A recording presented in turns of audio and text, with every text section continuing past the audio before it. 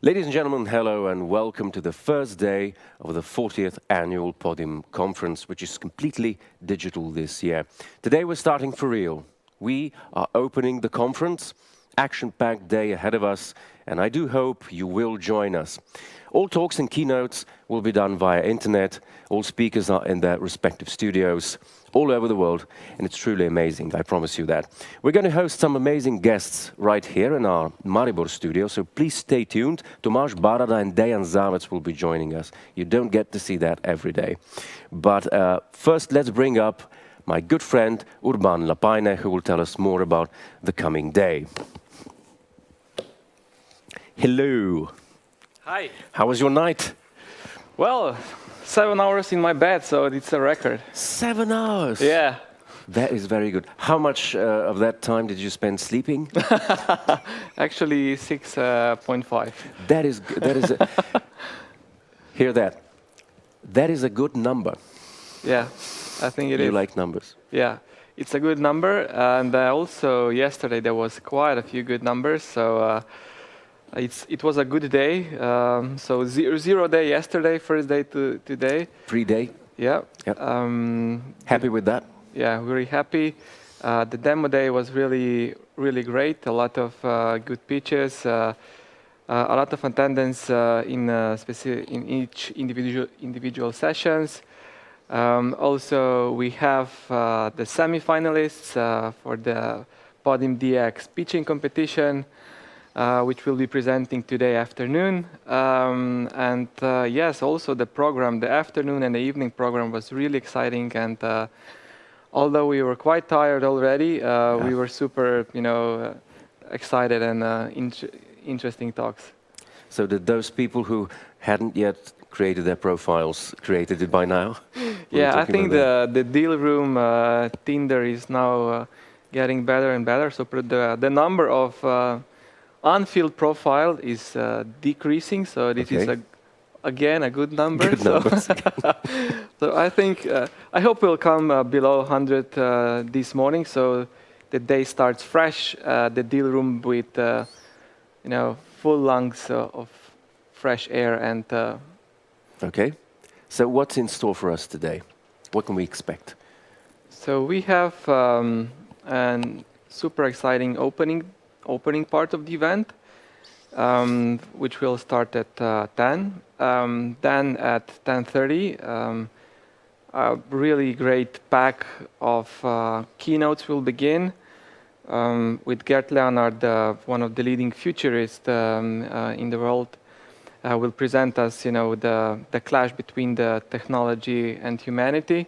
And then for another really visionary keynotes will follow, which will be, I think, an eye-opening, morning in today's program. And then at 1, Ms. Margaret Vestager from the European Commission will join us, which will be really an honorable part for us as organizers, and she will address the Digital Europe agenda and all the challenges connected with that. In the afternoon part, there are some verticals that will be addressed. So food tech, for instance, really interesting. How will the future production of our food supply look like? We have really great investors from Rockstart and Astana, the leading investors in food technology. Then we have really a great program block, Growth Academy, with really amazing speakers, with speakers that have built, Tinder products and really amazing global stories. And also the blockchain part, the blockchain block is really great. And of course, and then this late night evening founders talks, again, some amazing speakers with really incredible stories. So it will be, again, a long day, but a super interesting day. A long day sounds very exciting, though. For those of us joining us today for the first time, how would you say this conference this year differs from the previous years with respect to the fact that it's being done virtually? So the main venue, the virtual venue, is the Hop-in2 platform, which is kind of a replica of the real venue. So in this hopping platform, we have reception. We see it on the screen right now. So we have all the parts of the real venue. So the stage, the parallel sessions, the networking area, the virtual booths, and the expo with our great partners and sponsors. And with one click, you're on the main stage. You can interact with the speakers via the chat, really simple. Then with second click, you're in the session, in the workshop. So it's basically really easier to walk around the program that it's in a real venue. In a way, it's a lot of interaction, a lot of content with just one click. So it's really great to interact in such a platform, and also it's a lot of content that you can easily switch between two. So this is for this learning and sharing the experience part. Deal making and one-to-one mentoring part is happening inside of the second platform, the Deal Room, Podim Deal Room platform, which is the one-to-one mentoring platform, which we see now on the screen. We see the profile of the people registered in. So we see investors here. You can filter out the startups based on a specific technology, stage. So it's really easy to select, people whom you like to meet. And then you just basically request for a meeting. If the agendas match, if the interest for the meeting is mutual, basically you confirm and the meeting happens. And of course, the meeting happens in a virtual world. So basically when the meeting starts, just your partner's camera turns on and you have a 20-minute session. So it's really effective. 650 meetings are already booked. More than 1,000 are still waiting for the confirmation. So we expect that in following days we break the 1,000 meetings in the deal room, which is really amazing, and which is one of the key deliverables of Podim. Again, great numbers. And I didn't ask you this yesterday, but how do you see the future of Podim, considering the crisis in which we found ourselves this year? Will it be a mixture of both, or do you think we'll get back to the normal state? I mean, definitely, we will try to get back to a normal, to a real venue, but also we will definitely also include this digital part or digital extension in some way. In what way we are not, right now sure, but there has been really a lot of positive experience with this digital execution, digital way of doing this. A lot of benefits especially for the participants, right? So we definitely will keeping it in a way as part of this event. In what will be exact the modus, we'll see, right? But we'll definitely keep it like a hybrid version also in the future. Excellent. The thing I see for the future is you sticking to good numbers. Yeah, thank you. That's my prediction. I hope it's right. I hope. Keeping fingers crossed. I'm usually right. Urban, thank you very much for now. We'll be talking again later, and we'll be right back after this video.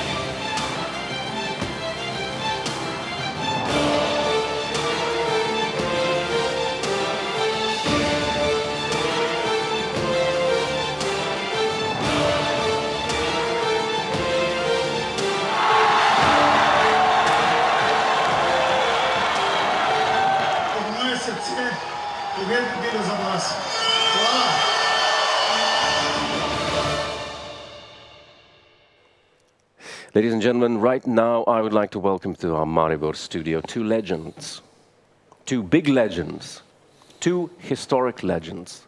Mr. Tomáš Barada, former Slovenian martial artist in kickboxing and taekwondo, and Dejan Zavec, former professional boxer and world champion.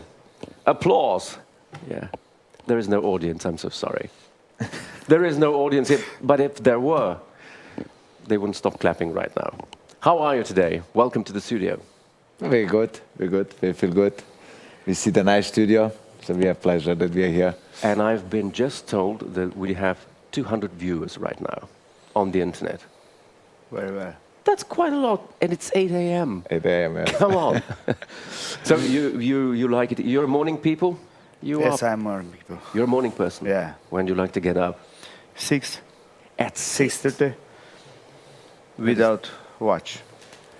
You wake up on your own? Yes. And when does a professional athlete go to sleep? It depends how situation is. By me, it was like 6:30 or 7, because usually it was already workout in 9 o'clock. Early morning workout. Yeah. You know what I do early morning? I sleep Drink a coffee. and drink coffee and watch videos of cats on YouTube. Unusual. That's my morning. That's what I do in the morning. Tell me, how would you say that the discipline and focus of a person form a sportsman, an athlete? And how would you translate that into sports? Yeah, actually, discipline is for start when all begin. And example, if we have today plan to run, then we go to run. If we have plan to work out in gym, then we work in the gym. It's not matter what weather it is. No excuses. No excuses. Excuses is way how to easy lose. And during season, you is that automatic already, and you don't think about it. What is today? What weather is raining, snow? You go out. You go Or out, you go regardless gym. of the weather. Exactly. Do you agree? Yes, I agree. I think we always need to have a special plan what we're going to do during the day.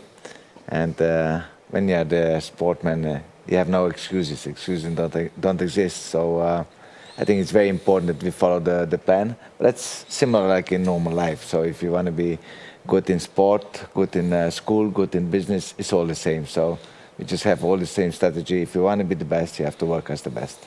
Okay. So what is your primary focus of inspiration when you say, because I figure you must be inspired to get that kind of discipline. Yeah, I think you always need to have a goal. If you have a goal, a wish, what you want to have, then it's easier to reach. If you have not that, then it's quite difficult. So what was your personal goal? Yeah, I be the always have a best? goal to go a step higher. So for example, for the beginning, I want to be a national champion. Then I said, okay, I want to be the European champion. Then it was my goal, I want to be a few times a European champion. I want to be 6 times. Oh, okay. Then I want to be the world champion. And of course, I had the same when I became a world champion. I said, yeah, to be once, that can be part of luck. But to be 2 times or 3 times, that's not luck anymore. So that was my next goal. And then, of course, I want to go farther. I want to become the best coach and then the best organizer. So things are going always forward. Step by step is Step what by you're step, saying. exactly.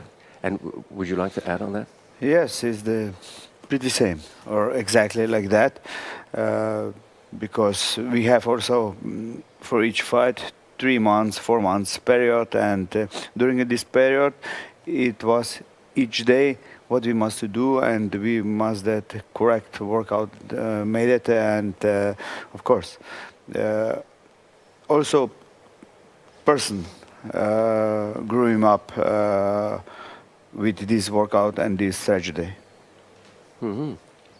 So, if you would consider all the preparations you have to do as a sportsman, would you say that this determination or this goal, does it waver? Does it say, oh, it's not worth it?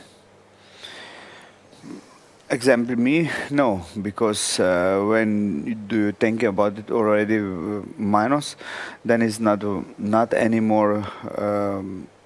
I couldn't have any more vision if I think about it negative, or that something is not possible. For this end of goal, is very important. You have very clean mind, and you know where do you want to go, and you know what do you must to do, and no work is that you cannot work it. So I've read somewhere, sounds pretty hardcore, that your preparations, your trainings, they were incredible. Your regime of practice was very harsh. You moved to Germany. How did this work out for you? Would you like to talk about that? You know, I didn't till then. Sorry, I didn't have something to lose or something to what I gonna be supposed to do. I do just that what tell me this time trainer and that, and yes, a new gym, new people, and I work. I like to be some of them, and I know exactly if I want to be some of them, then I must really give my maximum or in each training, not just in one training or two training, and. During this thinking, it was also productive, my workout and everything what happened later. And I said, for me, is good training and good exercise. Just then when it's not when it's hard, when it's usually hard. I can success just when a pain, and that this was more forward to step to big level. So that sounds very painful. It is also life is painful. It's just different. Our story is different. Yeah. But way is probably which way you gonna want to go is also hard. But just the text is different. Okay. I think I've set myself a new goal. Yeah. You've inspired me. I have a new goal right now. It's called get up at 6. I don't get up at 6. That's only here. I'm more lazy guy with that. I thought that was obligatory. I always need a watch. Without watch, I cannot wake up. And when do you get up? Now, normally I start to train at 7 o'clock in the morning. 7 o'clock. So I put my watch at, it depends, I shave every second day. So when I have to shave, then it's 6 and 11. When I don't have to shave, it's 6 and 13. 6 and 11. 6 and 11, 6 o'clock, 11 minutes, yeah. That's a very sharp time. I can't make it at 6, it's impossible. Okay. Now, Tomáš, you train some top managers. How would you say, working with them, what do you think is the best way to motivate them? What do you think, how would that, if you could give some advice to our viewers? Yeah. I personally need to say that a lot of managers, I mean, a lot of people who have a lot of things to do, they have a lot of stress in their head. So I need to say that it's really important in the life to do something what can relax you, where your minds can go somewhere else, not only in the business, not only what you're going to do in that moment, how you're going to improve, but you also need some rest for your mind. And it hasn't got anything to do with drinking, okay? No. That's the other side that I don't advise. So I think with this kind of people, I start to work a little bit different. So I do with them also a bit of martial arts. I cannot say that's only the kickboxing, boxing, or taekwondo, whatever. I just do everything. I just do relaxing the minds for them. A little bit the body work, added with some martial arts exercises, and I need to say that people are very, very pleased to work with me, and we have a lot of success. For me, the success is that most of the people who came to me, they are still by me. It's not like they come just for one training and they are gone. I need to say that most of them, they start with 1, 2 training, but I have some of them already that train 3 or 4 times a week, so and that's going on already for years. So what you're saying is, Clients for life. Clients for life, yes. It's like a drugs. It's like a drugs. They said to me. How many of them? Yeah, I think in the moment I have like 20 clients. 20 clients. Yes, so it's quite a lot of classes per day. Do you know what Urban Lapaina would say right now? No, Those are good numbers. that was a good number. Those are good numbers. You brought some gloves. Yeah, Can we talk about those for a minute?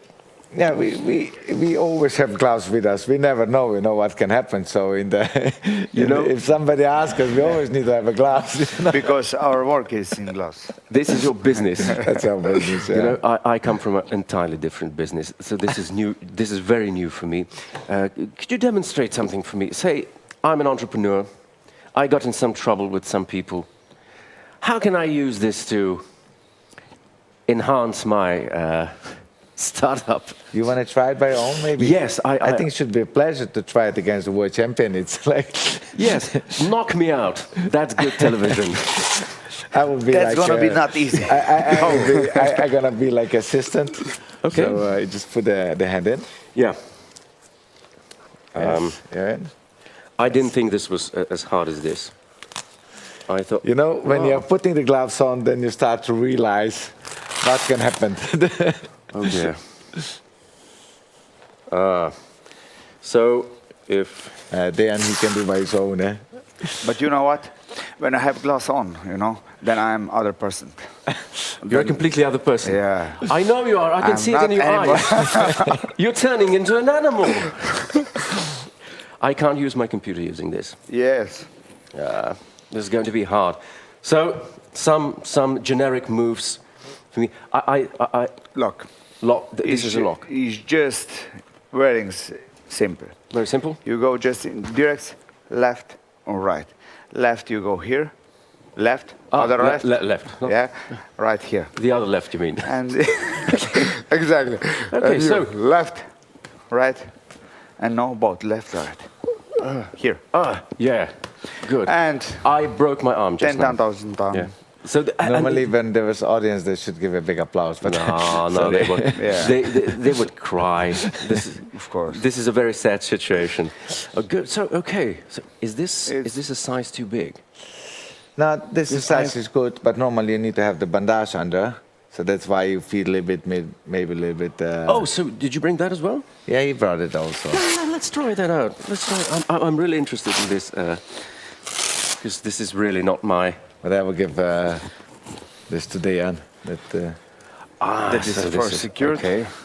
Your But this is not the same as is used for biking. no. But it's similar. Okay. So You go. Very important is this part Okay. of hand and this part of hand. okay. You have a very They have- strong grip, Dan. Oh, thank Yeah. you. I am not start yet. He hasn't even started it, and he's breaking my arm. No. No, It's you're not. No. All the time. It was in future also the finger, but Okay. now in this time it's not anymore needed because the gloves it have already protection for the finger. okay, It cannot okay. broken. So this is a new thing. Yeah. So how was this done in 100 years ago? My opinion, it was just a tape. Just example tape? Yeah. And wooden gloves.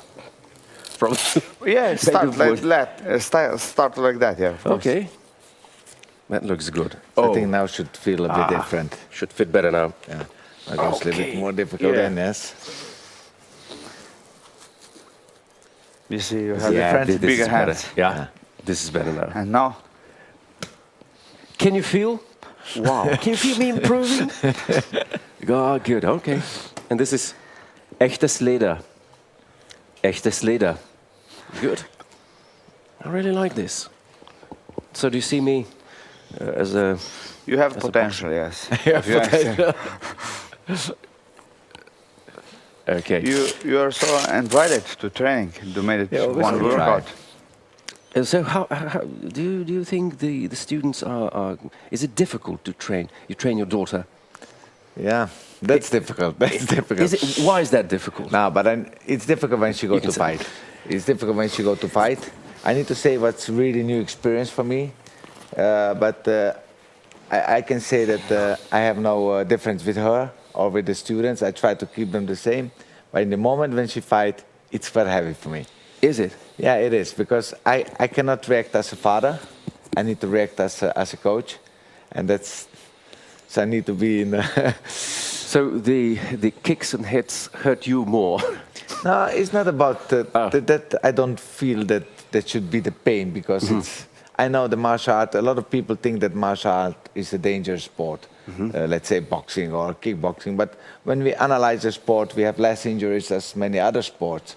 So in that case, I'm not so afraid. We have a good protection, and all the competitors are ready. But it's more the things that I need to scream on her sometimes because she don't do the things well or something like that. And I try to be, in the moment I'm not the father. I just need to coach her. It's like, and she need to be the same as all the students. But I think it's a very noble sport. It is. It is being done in British universities. Yeah. And I can think of a lot of pictures displaying rugged men with thick mustache. No, but I think boxing is very popular. I need to say in Slovenia the boxing was not so popular before we got Dejan. And then when we got Dejan, then the things really changed.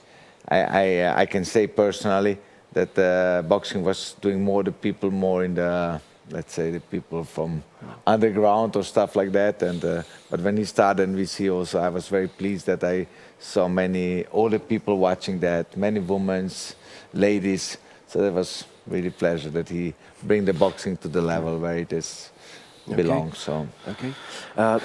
One last question. Do you think that you must be a fighter in order to be a boxer? Can you learn this character, or do you have to be?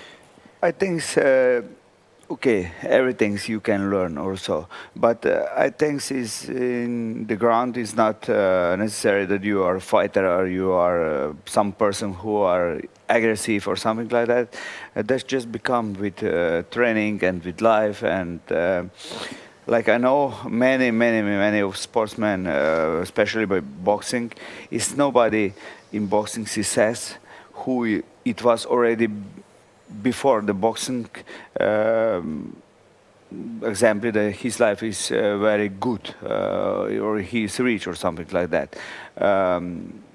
Fight from each sport, growing up with workout and with personality, and that is the reason why is my opinion why is sport so popular and interest, because sports growing up the people, personality people. And that is my opinion why is sports so important for culture and for people. Dejan, Tomáš, it's really been wonderful having you here. Thank you for everything, and thank you for this glove. I think I shall enjoy this. Thank you Your very safety. much. In the future. I think I'll keep this on for the rest of the day, at least. Thank you very much. Now, ladies and gentlemen, I would like to take you to the Technical Museum of Slovenia.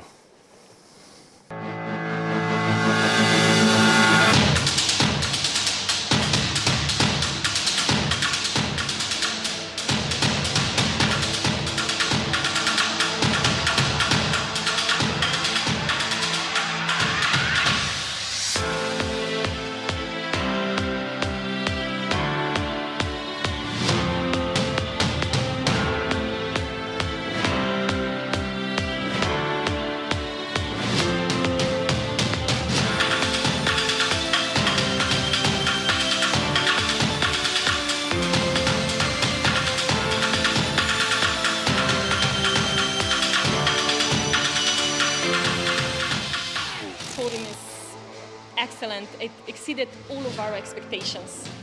There's a wide variety of people from different countries and backgrounds, and I think that's really exciting. It's a fantastic opportunity to meet with investors, mentors, people in the ecosystem that can really help your business.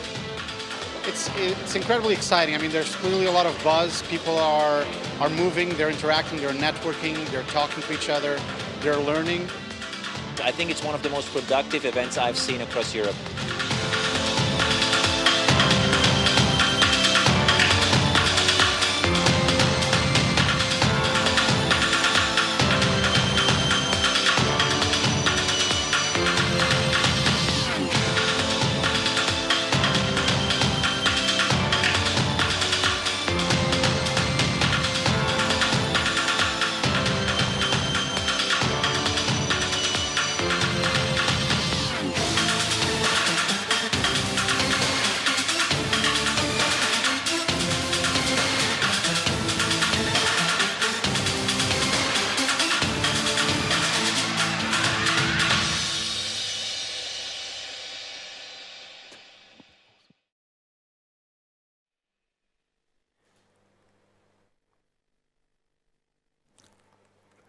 Ladies and gentlemen, I would like to welcome to the studio Irena Marušić from the Technical Museum of Slovenia. Welcome.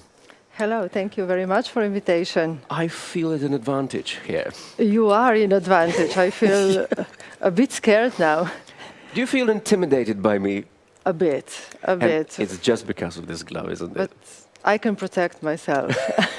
Of course you can. You have books with you. Yes, knowledge. Knowledge is the best protection. Knowledge and box combined is the best protection ever. I would like to talk about the Technical Museum of Slovenia. Yeah. Would you like to say something about that? Of course, it's the biggest actually museum in Slovenia. Yeah. It's a national museum and it's dedicated to protection, preservation and presentation of science and technology heritage, which in Slovenia we have quite a lot. Yeah. So what are the key things you can find in your museum? Well, our permanent display, it's quite large. We have about 7,000 square meters, so you have to take time to visit all of them. Mm-hmm. And we have several departments, like very popular and maybe best known, it's transport department. And then we have electrical engineering, agriculture, textile, graphic design, and so on. Oh, so from bicycles to pencils. Yes, everything. You can find everything there. Almost everything, I would say. Yeah.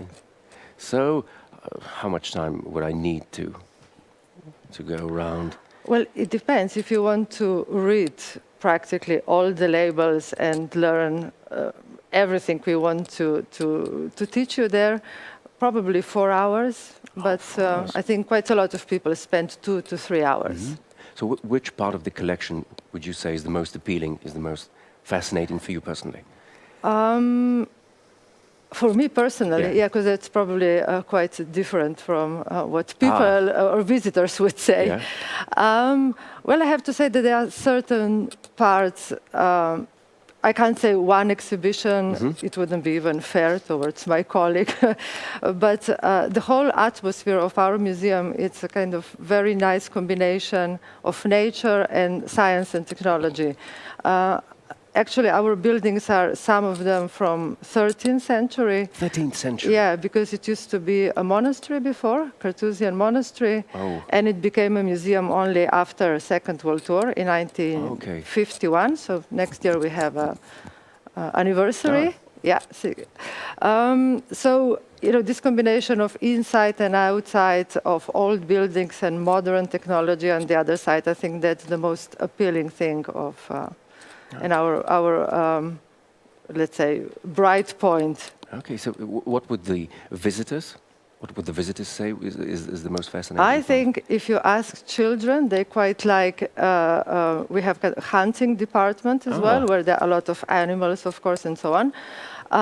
But most people would probably say transport department, and especially Tito's car collection, probably. It's the best known, yeah. Okay, so would you like to talk about the Knowledge Without Frontiers? Yes. So we are trying to emphasize quite a lot of our activities towards promotion also of science and technology, but also on the other side to look, you know, the connection between past and present and future, of course, on the other side. And we were trying to present some individuals who were successful in our history, you know, from different fields of science and technology, and maybe we don't know so much about them. Okay. And the list was, of course, quite long, and we had a lot of discussions. But then in 2015, this crisis with migration arrived. So we thought, why don't we try to connect our museum with migration and try to show people, to give them some more information, not to teach them, but to, you know, show them the other perspective. So let's say, we said, let's show how science and migration are actually connected, and one without each other, it almost doesn't go. Okay. So we chose some scientists who moved from Slovenia abroad or opposite, or their parents were from abroad. Excuse me. So we took a very long period of time from 16th century, which also shows that migration is nothing new. Actually, history of humankind is history of migration, we could say quite simply. But we wanted to show how these people influenced also our everyday life, sometimes very directly, sometimes in a very mysterious way, let's say. So in the end, we ended up with 14 individuals from very different fields of science and technology and invention. And we tried to give to the public a bit different stories. Not, some of them are almost icons in Slovenia, like Herman Potočnik, Nordong, or Stanko Blodek. But we want to give maybe something else in a different perspective. But the main thing was to show that without them moving somewhere or their parents moving, who knows what the world would be today. The meaning of migration. Yes, so we wanted to emphasize also the positive side of migration, which is a lot of times. So did this prove as very popular? Sorry? Did it prove as popular thing? Yes, I have to say it was very popular amongst our visitors. We presented this exhibition abroad as well in different museum conferences and so on. And they found it very interesting also approach, how to show people, because we still believe and we want to show that knowledge is really the key word. Because if you know somebody, if you know about different cultures, if you have the information, probably you will fear less and you will learn more and you will feel more comfortable in their vicinity. One needs to embrace other cultures, other knowledge. Yes. In order to, what I found fascinating is that some people who were, let's say, very popular in the 18th century, they had enormous libraries, and from all walks of life, from every possible history books. I don't get to see this today. I think that today's world has changed drastically. Do you think that social media is responsible for that? I think that social media is responsible for that. Well, of course it is, but it's our, it's our life. It's what we do nowadays. So books are actually in there, in computers and in different forms, but it's still knowledge. We have this privilege that knowledge is more accessible today. We can find anything almost, with. It is, but videos of cats are also accessible on YouTube. Yeah. Equally accessible. Well, everything, good thing and bad thing as well. I would like to say Peter Lin, who is a physicist and one of the founder of Institute of Jožef Stefan, which is the biggest research institute in Slovenia. They asked him whether science is good or bad for for humankind, and he said it's not good and it's not bad. It depends what we do with the findings, with the research. It's up to us whether we use it for benefit or So, and the same is with, I think, modern technology. We can use it for very positive things, or we can use it, to fight each other. So, if we look at the exhibition, which is your favorite character and why? Well, we tried to use, as I said, people who are unfortunately, of course, dead, and they've been dead for a long time. Two of them actually died in a process of this, of putting up the exhibition. The last one was Anton Mauretic, who worked on mission Voyager and Explorer, for example, for NASA. And he died just last November, and it's almost heartbreaking because you have contact with them and their families. But we are very pleased that only 2 weeks ago we got a few objects from his family, his personal objects, and they will be part of our collection now. But we were also happy to include some women, of course, because we know, science. It was in the past connected more with men because women didn't have the opportunity. Of course, yeah. Apart from Marie Curie. Yeah, okay, there were some exceptions, but they were exceptions. But more we move into the present time, more women they are. And one of them that we present is Angela Piskarnik. She should be more famous and more known in Slovenia. She was a very full of character as well, apparently. She was quite a tough woman, let's say. Woman. Yes. What did she do?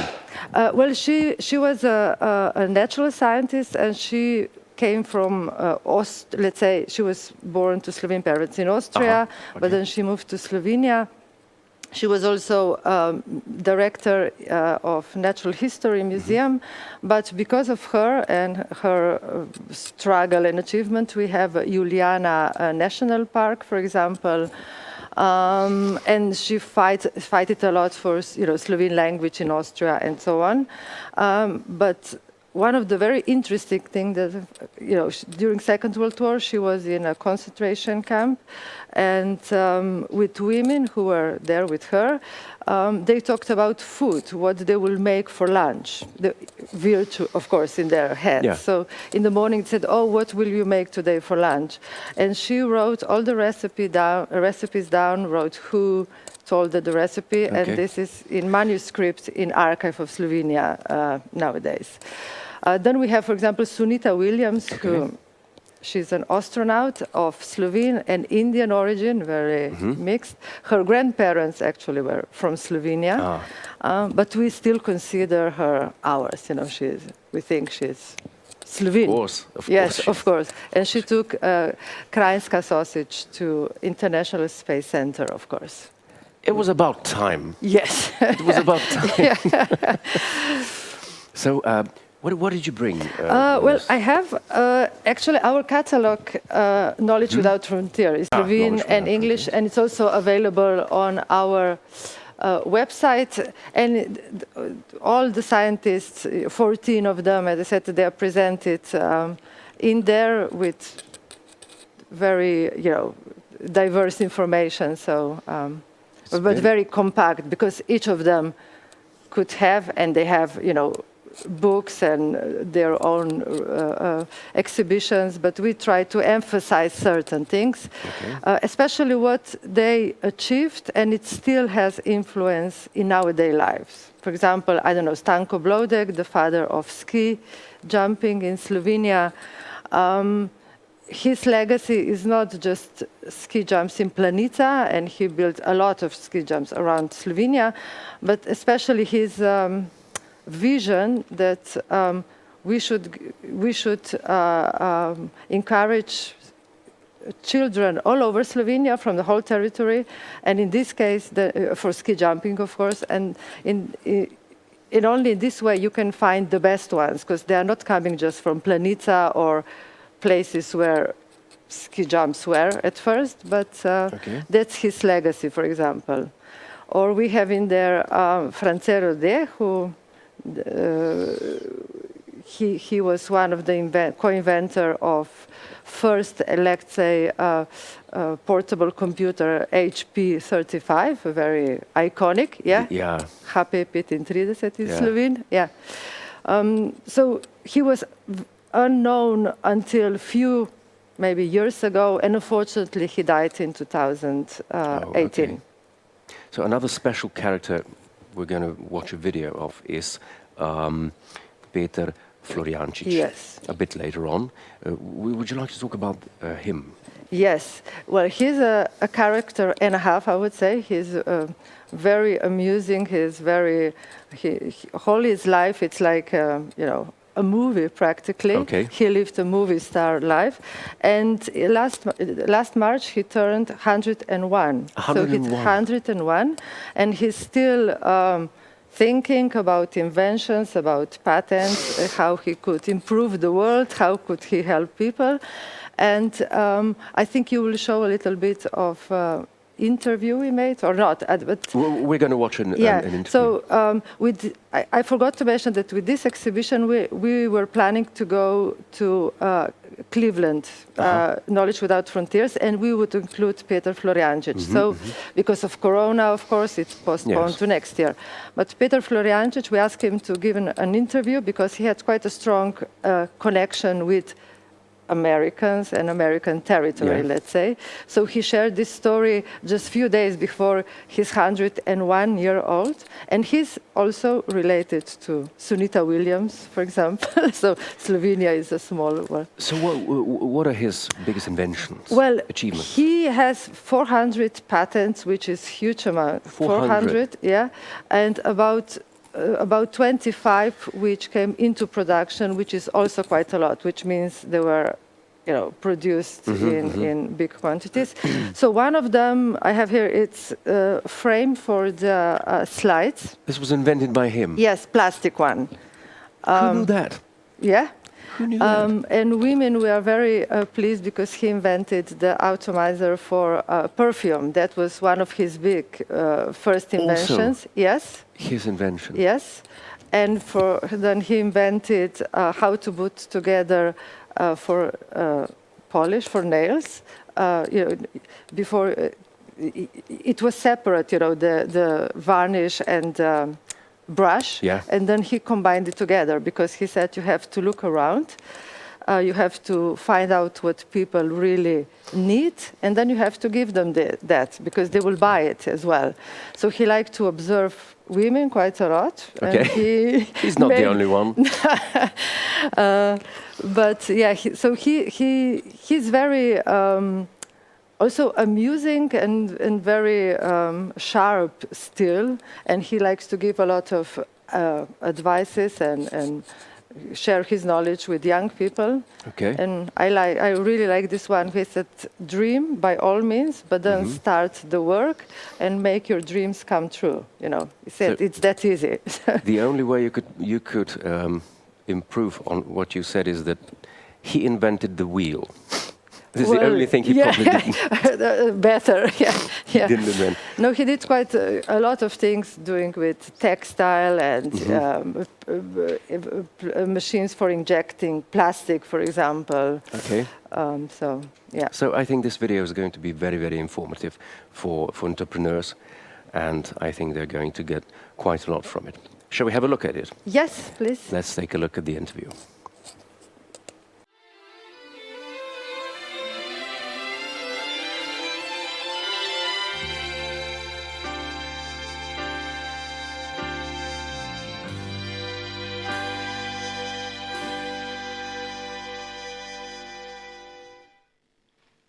Za vse vas, Amerikance,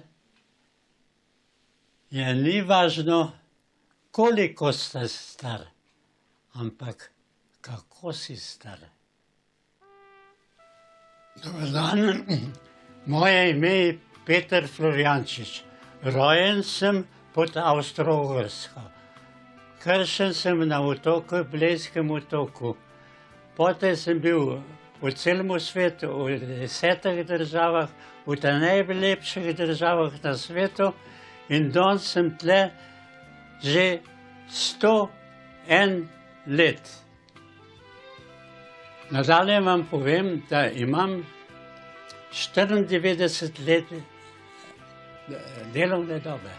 Ko pogledate mojo sliko, sem igral harmoniko, sem začel 6 let, sem bil virtuoz, že takrat majhen, in sem to sam zaslužil.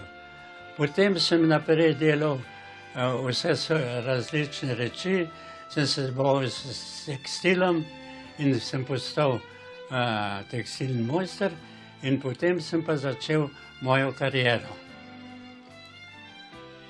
Bil sem pa v 2 vojskah, v jugoslovanski vojski in v nemški vojski.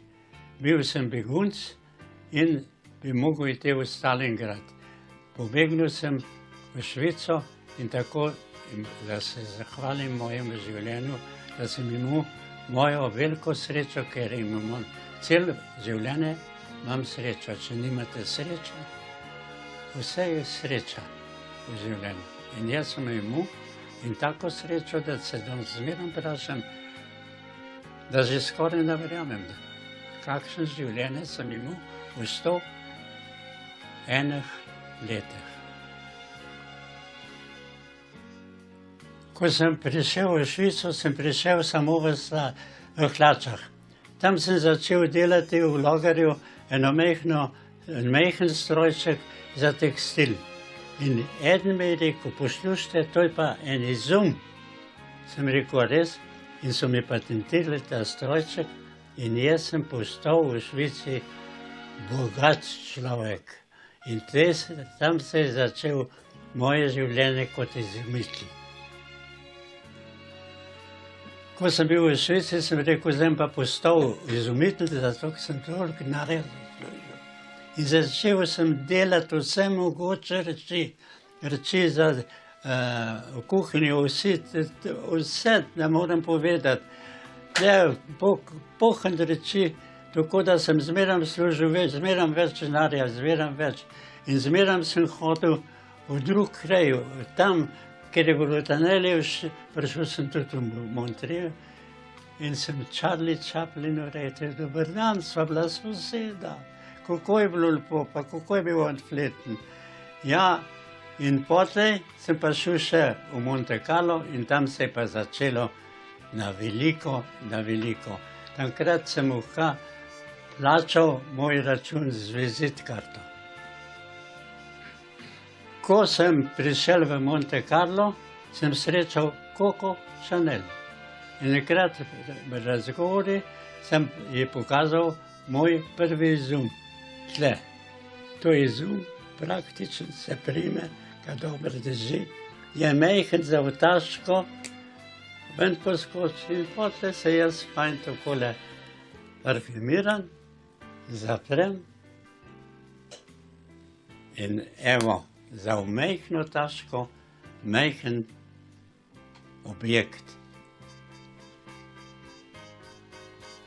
Ko sem bil v Monte Carlo in ko sem začel delati za take velike ljudi, sem tudi enkrat prišel in sem bil v vseh časopisih in to sem si naredil neverjetno reklamo. Imel sem pa tudi sponzorje, ogromne sponzorje. In tako sem naredil in dobil iz Amerike pismo, če prinesem moje produkte v New York k Elizabeth Arden. Seveda v Ameriki me je na aerodromu čakala Liz, ena, ki me je vodila po New Yorku. In ta Liz je imela v svoji taški $10,000 za moj dober pogled New Yorka. Ja, moram vam povedati, četrti dan mi je rekla, da pride Elizabeth Arden k meni v Waldorf Astoria in je res prišla, sva prišla v sabo specialno sobo, tako, da mi je povedala, vzela moje artikle ali ne, da bom vedel, kakšno situacijo sem. Res je prišla elegantna, to vidna, na mis šampanc. Sem rekel, to pa mora nekaj biti. In da veste kaj, sem jo gledal takole, sem rekel, madam, a boste vzeli tole, to, pa me še kaj naprej takole gledal. Ja! Jaz sem se ustrašil, da me ubiva. Potem je še rekla moj sin sem rekel, madam, adoptirajte me, pa vam finiva, ni treba nič vzeti. Ja, in potem je povedala, vse so vzeli in jaz sem s to mojo zgodbo izumitelj bil svetovno pozvan. Po celem svetu so Elizabeth Arden, so tudi moje slike, jaz sem v mojem biroju Monte Carlo. Njeno sliko jo pogledate, katero sliko me je dala tudi.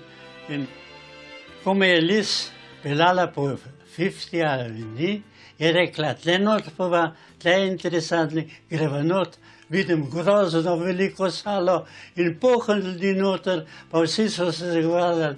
In pride eden do mene z mikrofonom, pa nisem mogel nič, sem rekel, I'm sorry, I not speak English. Me je vprašala, malo pa znate. Sem rekel, samo štiri besede. Kere besede?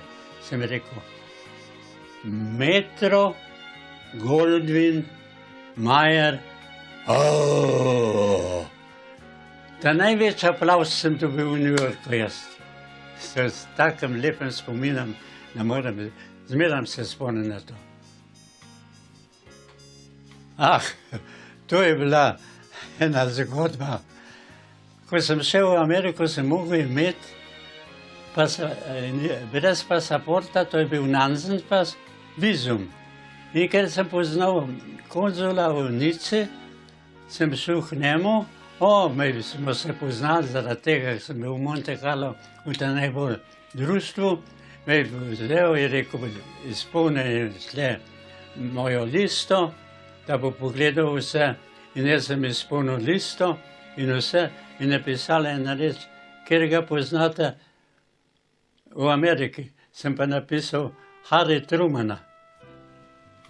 Ja, pa le sem šel domov in da veste koga. Me je poklical, takoj pridite po vizum. Samo nekaj vas bom vprašal, je rekel konzul v Nici. In sem prišel k njemu in rekel, gospod Fljančič, vizum imate? Zdaj mi pa povete, kako ste vi poznali Harry Trumana.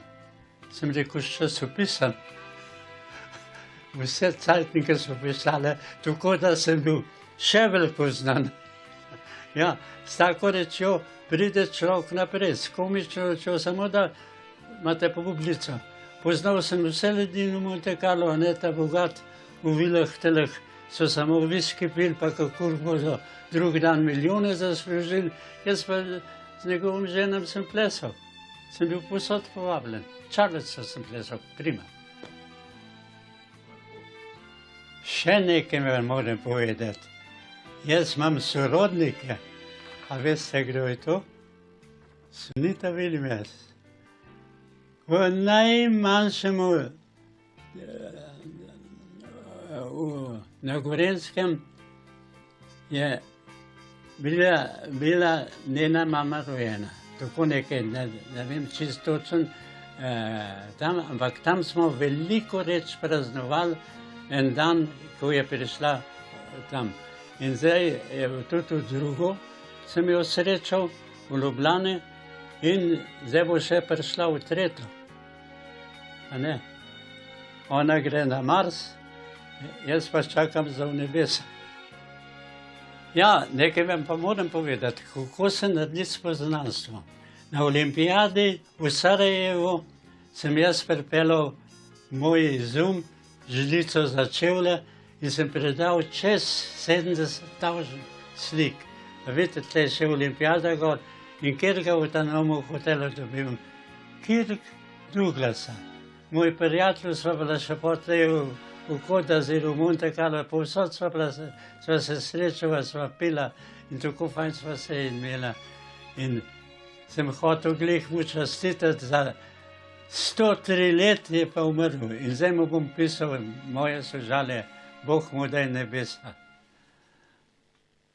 Zdaj pa za vas vse rečem čau, revederci, goodbye, nasvidenje.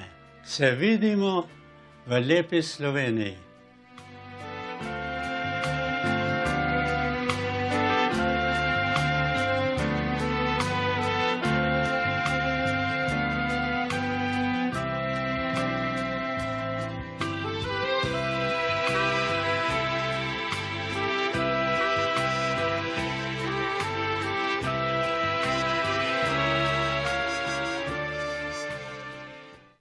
Irena, if this wasn't fascinating, I don't know what is. Thank you. This is really, I think more people should know about him. Some people have exceptional lives, but they're not as loud as they should be. Some people should make a bang. And Peter Floriancic is one of those people. Well, he's doing his bank, I think. A lot of people know him. There are 2 films about him and so on. But maybe it's not enough. Not enough. It's not enough. And for him, it's never enough. So I'm sure he will still do a few things. Okay. Thank you very much for being our guest. Thank you. It was very, very informative. I think that we have inspired quite a lot of people. Let's hope so. Yes. Hope to see you again soon. Thank you for the Thank you invitation. very much. Thank you. Reading is a fundamental skill. However, statistics show that as much as 25% of the population has problems with learning to read. Children with reading difficulties struggle in school, and consequently, their self-esteem is oftentimes badly affected. To be successful, these kids need better teaching strategies. Kobe was invented to help kids acquire reading fluency in less time with less stress. It's carefully crafted for children who experience reading difficulties like dyslexia. Kobe employs an innovative method of selective letter coloring that boosts the success and confidence of a young reader and cannot be found in similar products. Kobe translates text from paper to tablet and adjusts it to suit individual needs. 93% of beta users confirmed that Kobe improves reading accuracy, rate, and comprehension. In just the last 2 months, Kobe has found its place in over 2,000 user devices, and 72 schools started using Kobe to support their struggling readers. Kobe, fluent reading with a smile.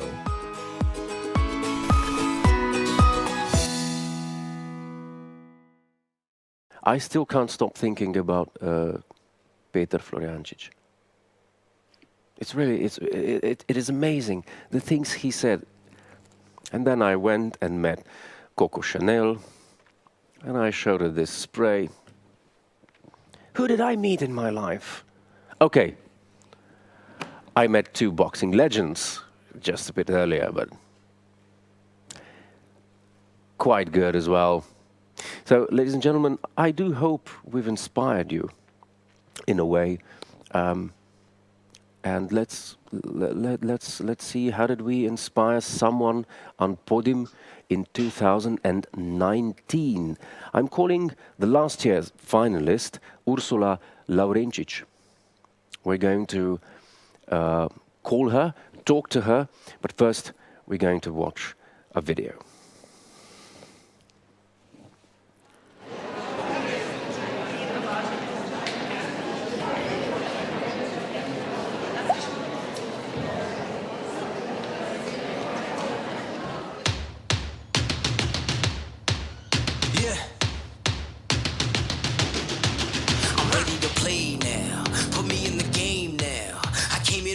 I'm ready to do it, I can't be afraid now.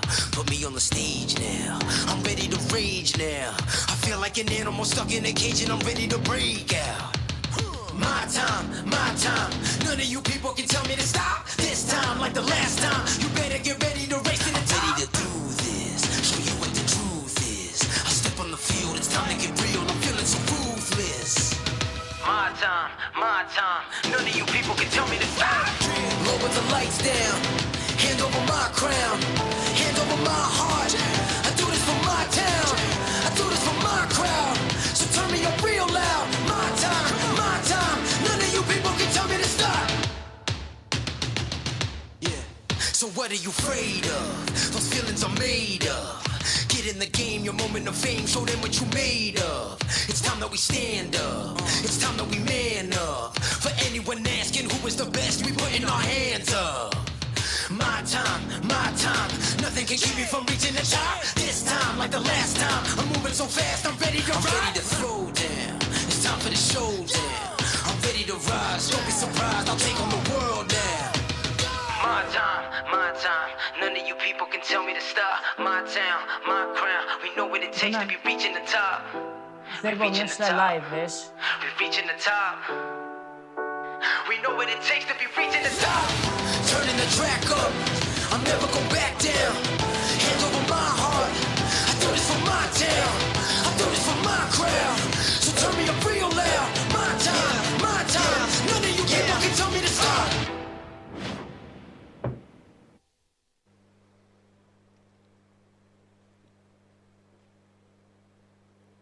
Hello, hello, Ursula Laurencic.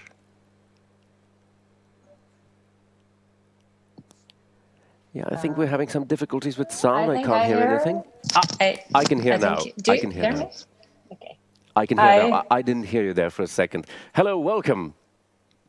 Hi. Hello, good morning. Good morning. Did you see the video we just shown? Bring back any memories? Yes. It brings a lot of memories back. But I was more enthusiastic about the interview with the old gentleman. You become very humble when you hear a story like that. So was I just couldn't believe it. The legend that this country has. Isn't it amazing? Yeah. Now, how would you describe your experience on Podim last year?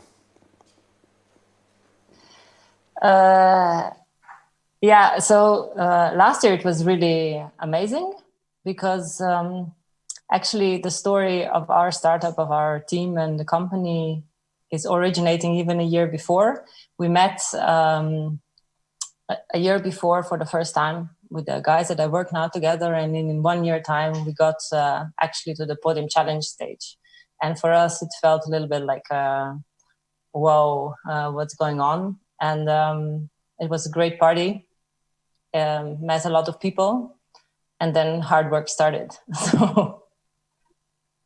So where would you say you're a year from then? Where are you now? The road you've made in a year.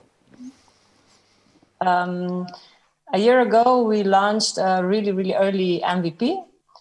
And we were listening a lot to our clients. A lot of children were using our app. We were improving it gradually, bootstrapping with all the pains and joys that brings. And now for next September, we are planning a bigger update of the product and launch on the US market. So, yeah. Congratulations on that. That is very, very good news. Who would you say were the major influences for you, or who helped you most in your way?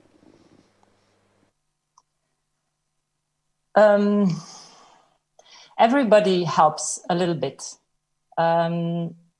I've met so many people that were, positive and believing and saying a couple of good words, or arranging a meeting, or just testing out, taking the time to test out the product, the app, and tell you honestly what is good or what is bad. Usually you learn more from people who tell you what's not okay, and they know how to formulate it properly. So I couldn't say that there was like one person, but the whole ecosystem really, I have a feeling, stands by us. We are incubated here in Technološki park in Primorska, and we also have really strong relationships with Tovarna Podim in Maribor, so it's all these people that that sort of cheer for you, and then when you feel a little bit down or things are not going the way you hoped, you go like, okay, so tomorrow is the next day, and yeah, you continue. So what would you say is the life of a startup? The typical life of a startup? I don't know if I am really I'm the one who should tell you about the typical startup. Well, my story is, I get a little echo. I had three kids, so then I was thinking, should I get pregnant again or maybe do something else? And then I just got a startup. So I don't know how typical is that, but it's more comparable to having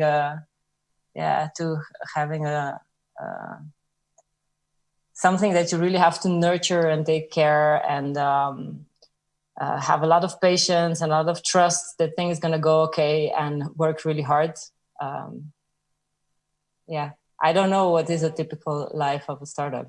You just work a lot and not sure if anything is going to come out. So. Okay. So how would you say the past 2 months have influenced you in terms of what's been going on in the world? I mean, being a parent, of course, suddenly you have to homeschool kids and have a kindergartner at home and work at the same time, full-time plus is quite challenging. And finding the balance, just the personal balance, how you do that without burning out in like 2 weeks' time. It's but once you sort of figure it out, when you extend your kitchen with the office and have a homeschool there, and where you have everything, when the cockpit is set, then things sort of settle down and the agendas settle. And for us, of course, this is very challenging times because it's good times for distance learning, for any ed tech. So because we're in this educational space, so we had a lot of work going on, and I think for certain businesses it's been very good times, and for certain businesses it's been very scary and terrible, I guess. As a part of a successful story yourself and your company, what is the advice you would give to aspiring people?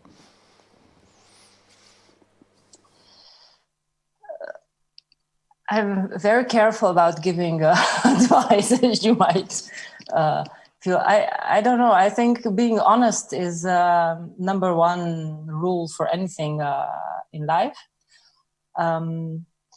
If you're honest to people and you tell them what you like and what you don't like and what you want from them, then you have a good chance that they will listen to you. And if you're connected to what you do and you believe in it, then I guess good things come out of it. So I think honesty and good relationships and mental hygiene, I call it.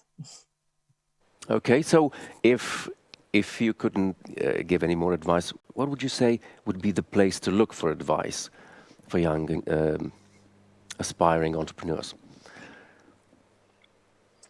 I think is first you have to look within yourself. Do I really want to do this? Because there are gonna 100 times there gonna come moments where you start doubting your idea, you start doubting what you did, you start doubting yourself. And if you're not really passionate about what you do, if you don't think this is really important, that this really needs to be done, then it's a big chance that you're gonna lose the drive that you need to pass over those beginnings, let's say. And then you have to search for people who give you good energy. And a lot of time that is other entrepreneurs who went through similar situation, but it could also be, just somebody who relates to the problem that you have. I gain really a lot from our beta users, from our early adopters. And sometimes when I'm thinking, oh, is it really all worth it? Then I just go in and read their comments and their user feedback. And, when you hear that it really changed the life of somebody, then you think, okay, it's worth it. And we're gonna continue and go through. But be prepared that you have to find like 95% of the motivation to work really within your head and within your heart.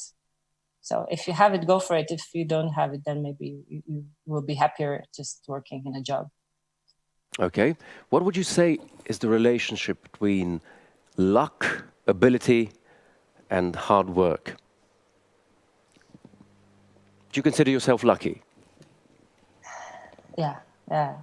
But not because of the startup, but just I think in general. I think everybody who's been born in this part of the world can consider themselves lucky,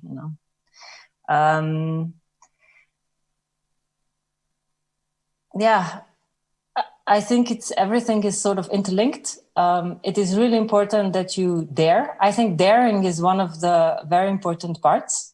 Sometimes you get lucky, but if you don't take that opportunity, then it's not going to bring you anything.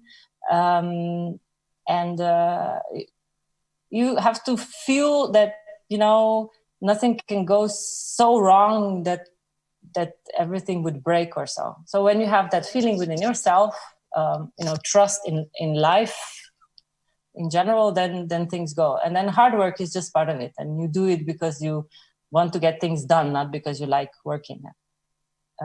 Okay. Yeah. So where do you see the future? What do you think the future holds for you, for your company? Yeah. I would like to, I think our vision is to become really a go-to solution where people can help children who have reading difficulties. So parents can help their children without entering this conflict space between school and their own relationship with the child. That we provide early help and tools and reading materials, so that this child can just progress in his own pace without the pressure. And because we really see that there is a huge gap in the schooling system for this particular group, and that a lot of kids and parents along are suffering, and it's not necessary because there is technology that can help. We know the methods, our vision is to become a go-to solution with a set of tools. We have now one tool, but I think we have ideas for other tools. And what we really want to do is also develop content that is suitable for these children to read, so that they can train and progress. And it's, reading is I really honestly believe that alphabet and reading is the single most important invention of humankind. Because you have to imagine that before that, we had no way to transport idea from one head to another head across time and space, right? We could only bring the ideas across if we were two people next to each other, talking to each other. So, and it took tremendously a lot of time between when the people invented speech and between they figured out they can draw something so that they can leave a message. Or there was a buffalo here, to somebody who would come, in springtime. So I think it is fantastic, and we really still very much need it in our everyday life. And technology should not focus on only being assistive, of being the wheelchair for a child that has difficulty learning. We should do everything to teach him, because they can learn. So. Ursula, thank you very much for talking to us. It's been wonderful having you. I wish you all the best in your future endeavors. I hope to speak to you again quite soon. Thank you. Thank you very much. So we're going to take a look at another video and be right back. Reading is a fundamental skill. However, statistics show that as much as 25% of the population has problems with learning to read. Children with reading difficulties struggle in school, and consequently, their self-esteem is oftentimes badly affected. To be successful, these kids need better teaching strategies. Kobe was invented to help kids acquire reading fluency in less time with less stress. It's carefully crafted for children who experience reading difficulties like dyslexia. Kobe employs an innovative method of selective letter coloring that boosts the success and confidence of a young reader and cannot be found in similar products. Kobe translates text from paper to tablet and adjusts it to suit individual needs. 93% of beta users confirmed that Kobe improves reading accuracy, rate, and comprehension. In just the last 2 months, Kobe has found its place in over 2,000 user devices, and 72 schools started using Kobe to support their struggling readers. Kobe, fluent reading with a smile.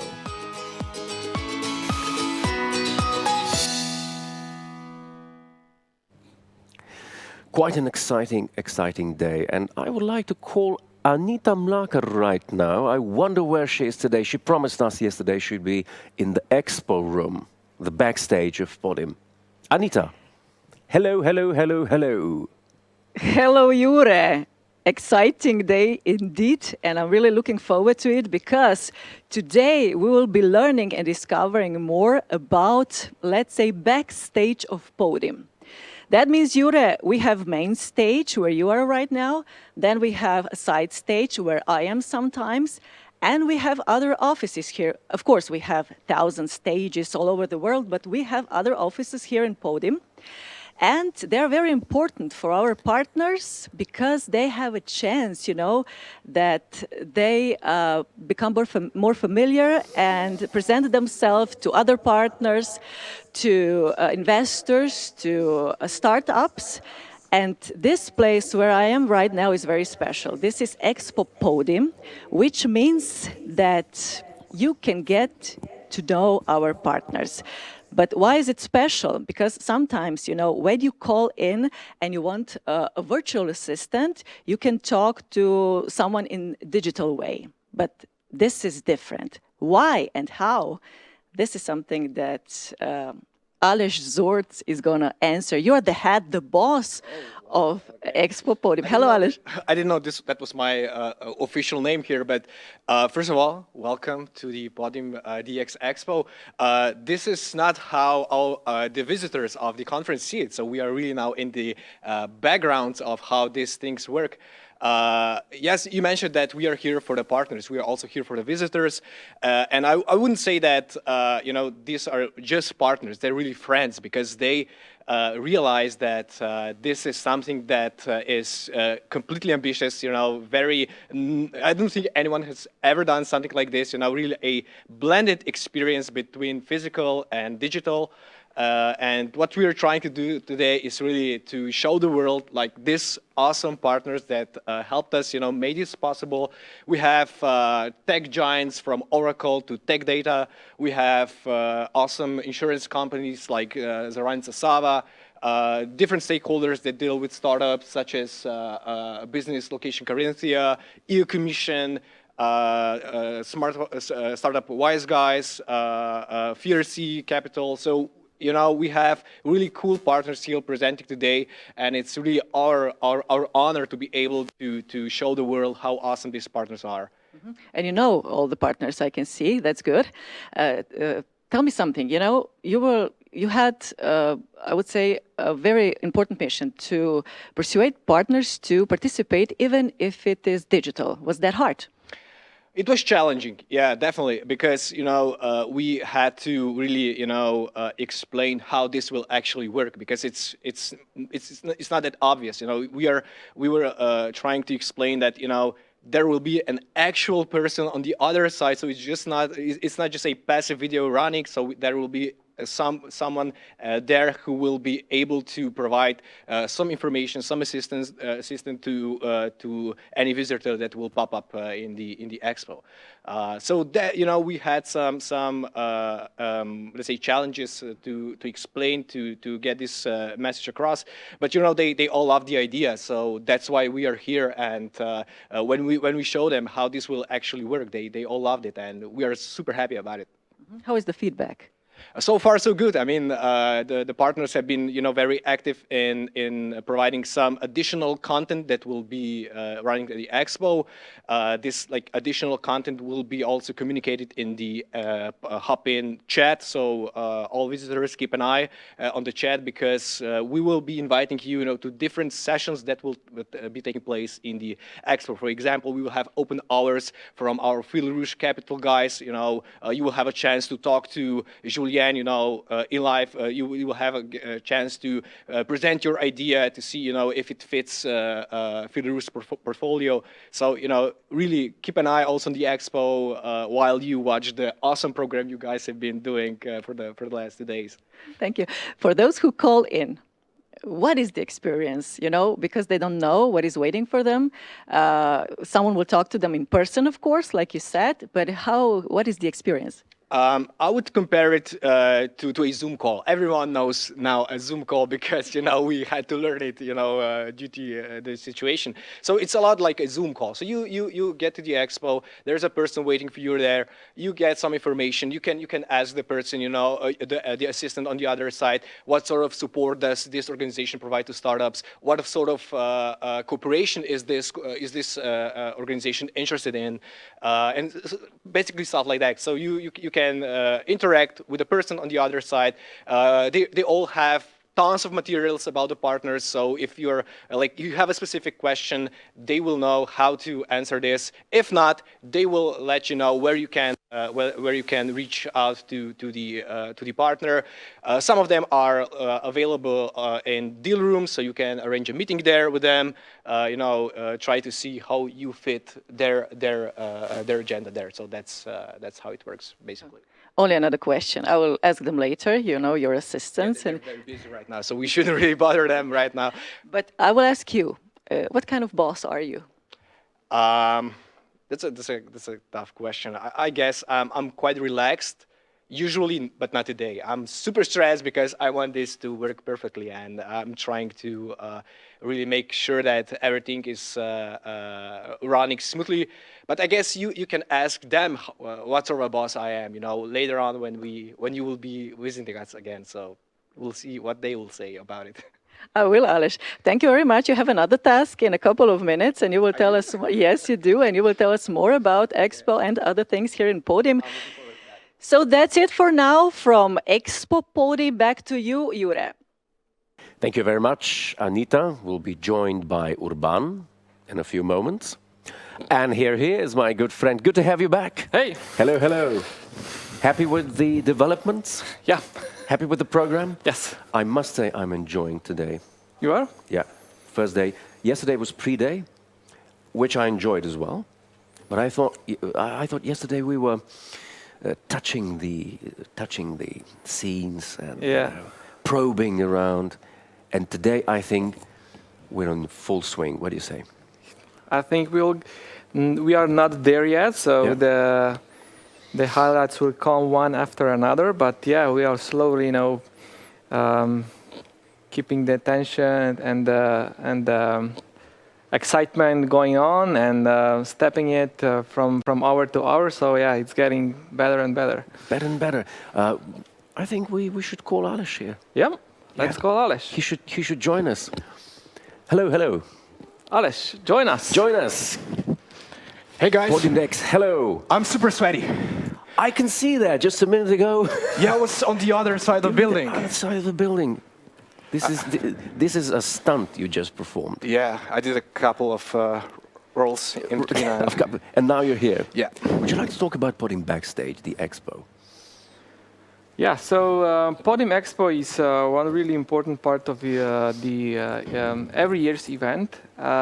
So this is the part where partners and all the other attendees are meeting and discussing and finding the collaboration opportunities. And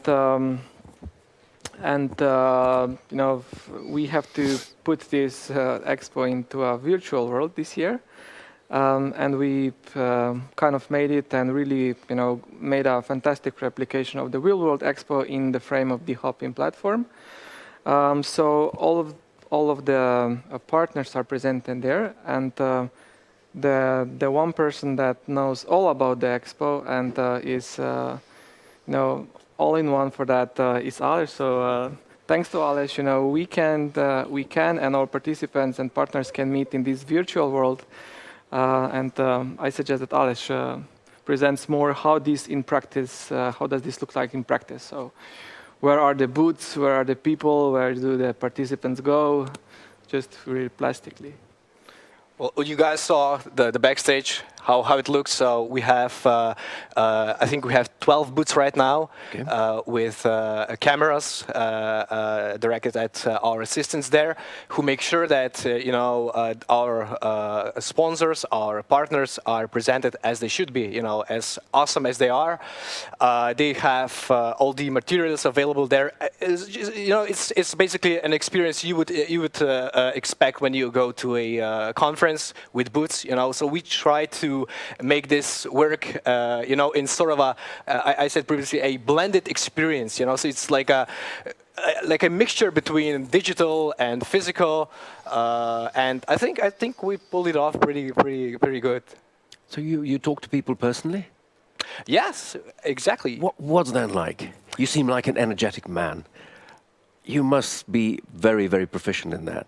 I mean, I love it. I'm a people's guy. You're a people's guy. I mean, Podim is all about networking. And that's something I thought I would be missing out this year. So I thought like, man, what's Podim without people there? Like, I cannot talk to anyone there. But then, when I have to confess, Matej was the one, who came up with this idea, of sort of this blended thing, and I was like, I'm not sure how this will work now. But then, when we set it up, it was like, yeah, this actually works. You have like a person there who's available for you there. It knows, stuff about the partner. It's equipped with enough information to be able to provide you some guidance. If you're a startup, these guys in the expo will tell you exactly, how this partner supports startups, what sort of challenges they're facing, and where startups can, in fact, help them solve these challenges. So what are the reactions of people? Are they satisfied with it? Yeah, I would say they're surprised because, it's that's the hop-in functionality. When you come to the booth, that's like a tip for the visitors. Be sure to click on the share audio and video. That means that you come up front, to the actual presenter. Otherwise, the presenter, the assistant, cannot see you. So it can be sort of weird. You're like watching from the distance. Thinking of should I approach this assistant? No, just click on the share and interact with the assistant. That's where the magic happens. So sounds a bit like a confession booth. Sort of. Yeah, but it is a confession. You can explain, perhaps what challenges you are facing as a startup, as a participant, as a I don't know, like a scale up. What sort of doesn't matter what sort of attendee you are. This is one of the main functionalities of the Hopin platform, right? In the frame of the Hopin platform. Where also other functionalities are. So let's see a short video of the Hopin walk through the platform, and let's go to another functionality that is also really exciting and maybe a replication of real-world thing. So we see at the back of the screen the Hopin platform. What would you point out that is also a really maybe a hidden gem, a hidden diamond that maybe participants are not used to do, virtually, and the platform is enabling them? Like I was telling you guys about networking. So the one thing I miss because I'm super busy at the expo is using the networking functionality, which works a lot like blind dating. You don't know who will pop up on the other side when you click networking. It might be like awkward for you, but it's very possible that on the other side you have someone who's perhaps facing the same challenges, perhaps who's your potential business partner. You never know. So I would really encourage everyone to try out that functionality because it's pretty awesome. I mean, we've done some testing with that, and we had a lot of fun with that. And also, the statistics prove that this is really the people are engaging there, and also the people are meeting in the deal room. People are watching these sessions. So. I mean, although this functionality, it looks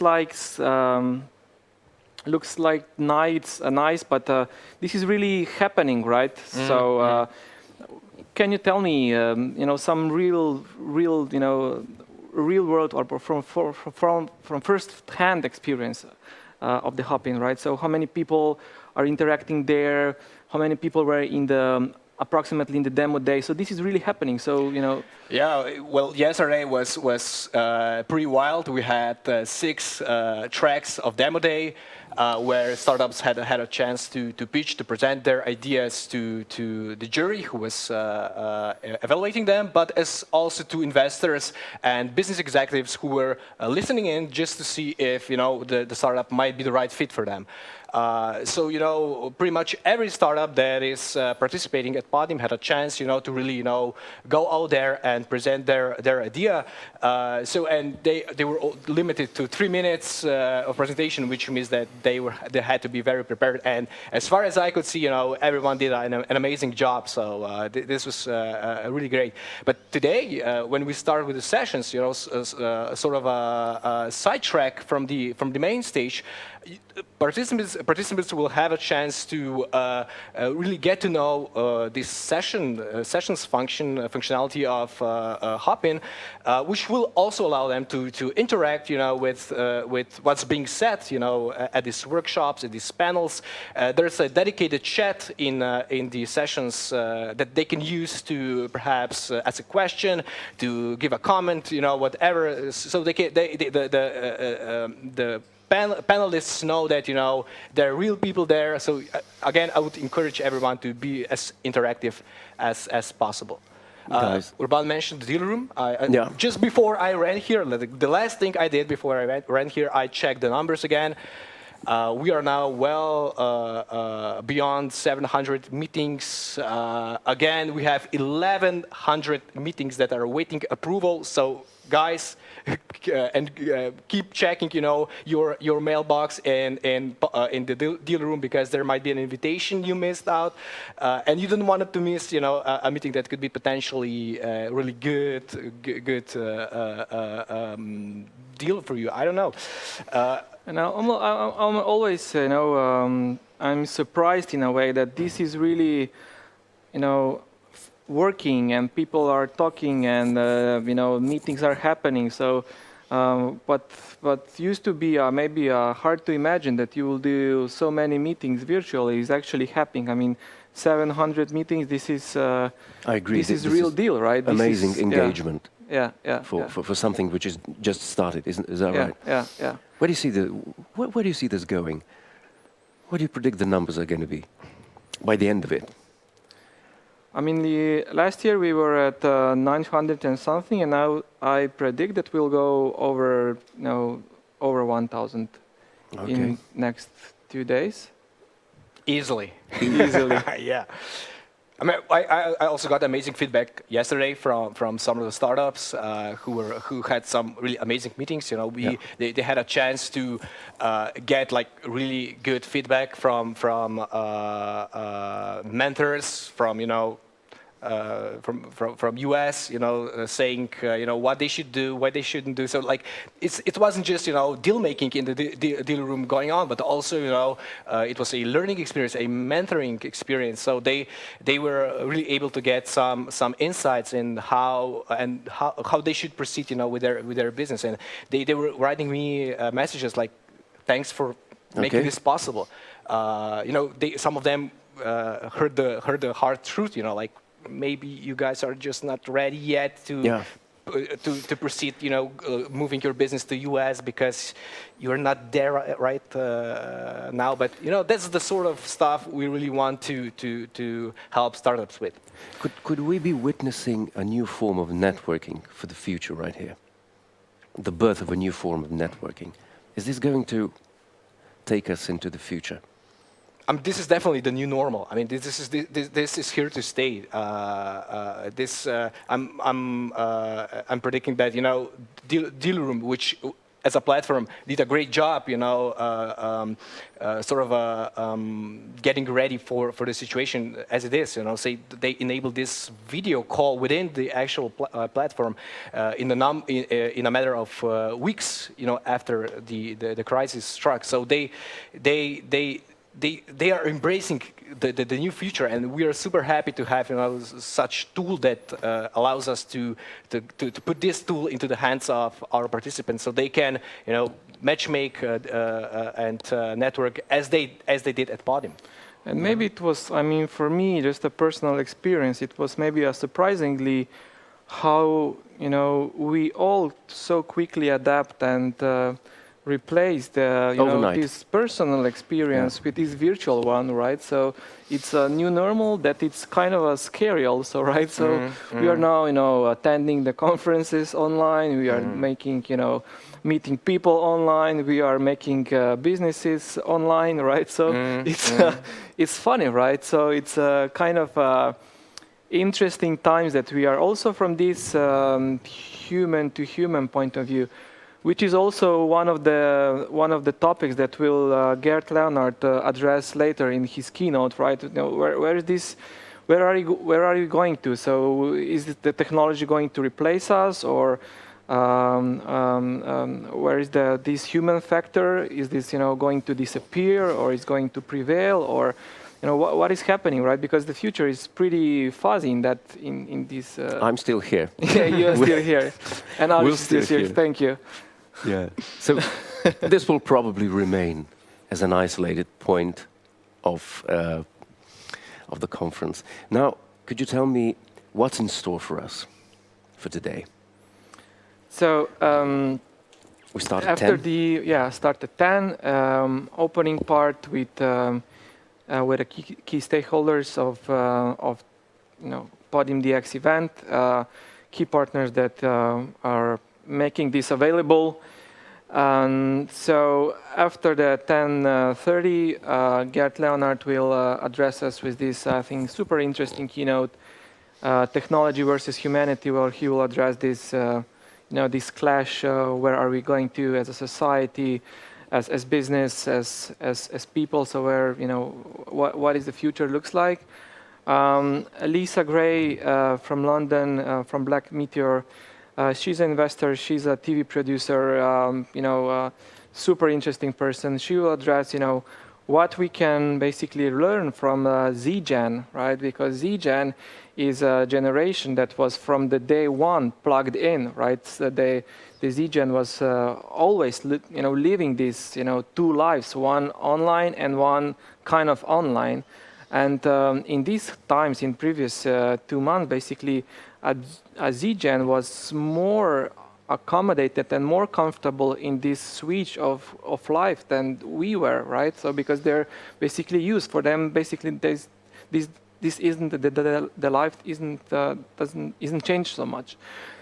So this will be what can we learn from Z-Gen? So this will be, I think, super interesting talk, and then we'll have the future of mobility. So this micro-mobility will be the things, this last mile in this isolation lockdown thing. We'll all have to, have things delivered on our, doorstep. So from the food, electronics, everything was delivered. So this micro-mobility, last mile, this is an important part to be addressed.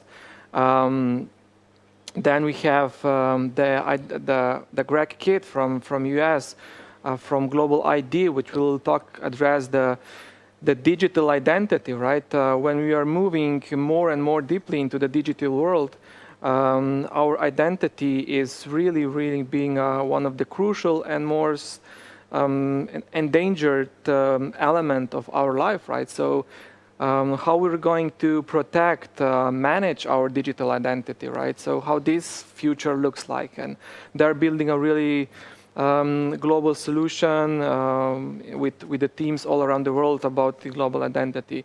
And also this global identity or digital future will be then the main topic with Ms. Vestager at the talk at 1 o'clock.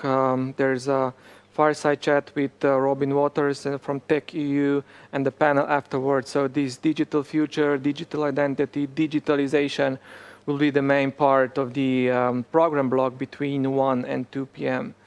And after that, again, we have first vertical program block coming is the food tech.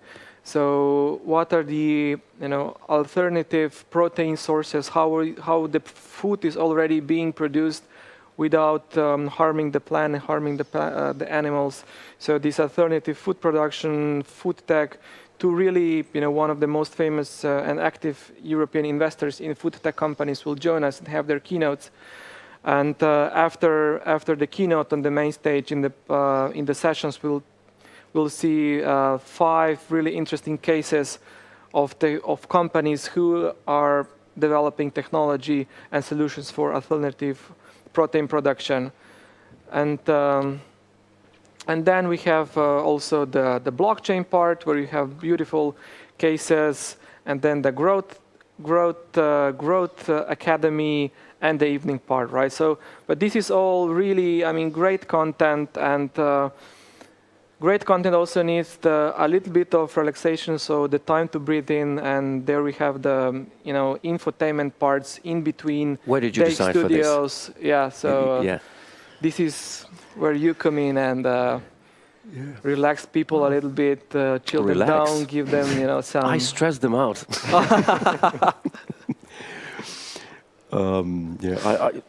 Didn't you watch this morning's program? Oh yeah. It was quite dangerous. Yeah. But this is all about the DX studio, right? It's the different elements of our life, and also life and business. So also fighting is part of the. So I think you are used to it, right? So. Oh yes, absolutely. Yeah. We're so proud of Peter Floriancic. The amazing story, wasn't it? Amazing. I mean, he's an amazing person, so inspirational. Would listen to him for all day long. So. Yeah. Aleš, what's in store for you for your day? Well, I imagine that we'll be super busy at the expo because we'll have tons of visitors there. Yeah. I will also keep an eye on what's going on in the deal room. So hopefully, we will reach those numbers that Urban was telling previously about. So let's go for the 1,200 at least. So that's what I will be focused on today, more or less. Okay, wonderful. How many Peter Floriancic do you think we have among the Podim crowd? I think there's a bunch of them in the crowd. I was also checking the statistics. Who's the hottest, who are the hottest girls and guys who participants want to have meetings with. And to no surprise, Julien, the man from the Philrush capital, is probably one of the most wanted people in the deal room. So he has really high numbers of people asking him to have a meeting with. So there's really a lot going on. Okay. Which on average, how many meetings does an investor book in? Do you have any approximate numbers? So how many requests does the startup send, and how many meetings then are actually arranged? I would say that the startups send approximate in average from 10 to 30 invitations, and investors are super busy. They have 30 meetings easily booked for the next 2 days, which is quite a lot, because this meeting they take 20 minutes, so it's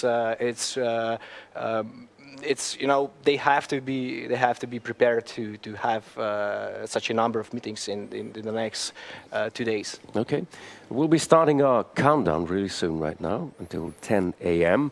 We'll be joined by Maja Tomanić-Vidović from the Slovene Enterprise Fund, Saša Arsenović from the Municipality of Maribor, Zdravko Porčevalšek, Ministry of Economic Development and Technology of Slovenia, and Linda C. Blanchard from the US Embassy of Ljubljana. So that is going to be a lot of fun and very interesting, so stay tuned. Shall we start the countdown? What do you say? Let's do it. Let's do it. And toi toi toi, as they said in Vienna.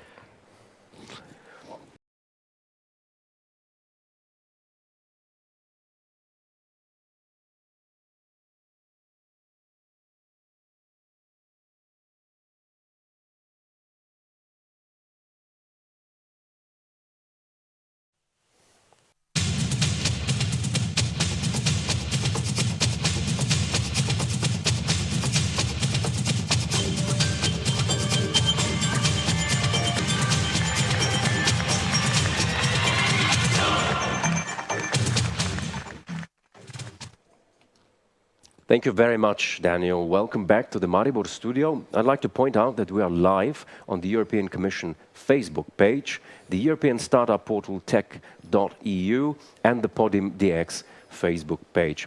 I'm joined now by Messieurs Urban Lapaine and Matei Rus. Hi, guys. Hi. How are you doing? First impressions on the opening? I'm really satisfied, so I'm... Things going well?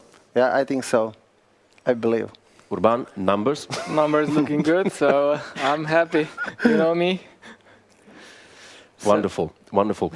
Would you like to talk for a second about the upcoming program slots, the Agri-Food Tech, Health Tech, Blockchain, Growth Academy, and Late Night Founders Talk? What is in store for us today?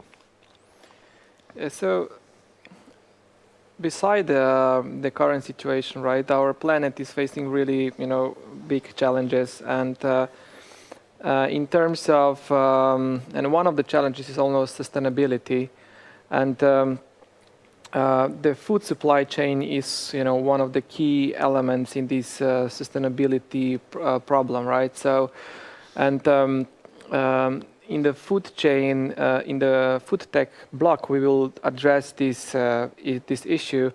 What are the alternative ways of produce food for human and also for animals in order to lower the stress on the planet? So disruption food tech is one of the key elements for and key program blocks that we'll address. We have two wonderful keynotes to investors that are investing in the startups and technology that will enable us to come to alternative productions. And later then we have a really great panel which showcases how this is already happening and beginning.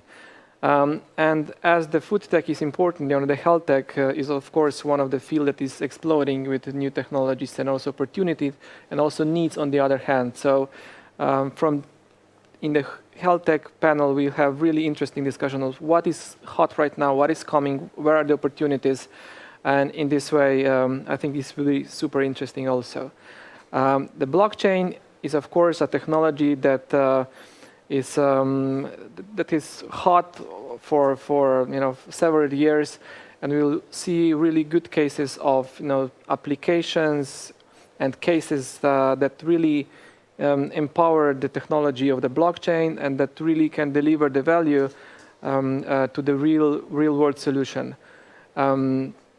Later, we have really exciting program block, the Growth Academy, with really fantastic speakers from all around the world that would address the key KPIs, the key numbers, especially for startups and also for bigger corporations. So how to scale your business, how to be more efficient, how to increase your revenue, double, triple your revenue numbers. How the digital marketing and digital channels have changed in these last few months. What can we expect in following? So there are a lot of topics to be addressed in this growth. We have Aaron Ross from Predictable Revenue, which is he was one of the key persons in Salesforce who multiplied their revenue. We have Darlene Thomas, which was one of the first founding members of Facebook e-commerce teams. Then we have interesting chat later on. So it's amazing talks following later. Okay. Now, Matei, first of all, welcome to the studio. You've been joining us for the first time since we started. Now, tell me, you've been the organizer of Podim conference since 2001. Congratulations on this. Thanks. How has the project changed in these almost 20 years? Yeah. It started quite as a academic one, talking about entrepreneurship innovation. But then through the years, we changed it to the more practical one, to the founders focused one, where the founders can exchange or can learn about tactics, failures, successes, and also connect with other businesses and investors. And that became a core of our conference as it's today. What is it like watching this project grow? What are your personal feelings? Pride, probably? Definitely it's pride. Yeah. It's also a lot of work each year, so but it's like I have really mixed feelings each year or all the time. So pride of one side, a lot of pushing my team to the over the limits, and that's something really hard to accept. Also for me personally, because I see that I'm really demanding to myself and also to my team, and that's maybe therefore such a mixed feelings. What was it that made you say, we're going to take a different turn this year, we're going to go digital? What was the core decision that you made, that you had to make? Yeah, it was coronavirus. And so in the past, we already tried to implement digital technologies, but it wasn't like acceptable from, or it was like, we had a feeling that it would be like we are losers to use technology this way. But I think that now we were forced to think about, and we at the first it was like opportunity. It was like we were scared, and also on the second, but also really optimistic and bold moving forward. And then I talked to Turban, and we just said we will do it. So, because I can't do anything without Turban, and I think that we are a perfect couple, and that's something that I'm really grateful. Would you say that the user experience has changed?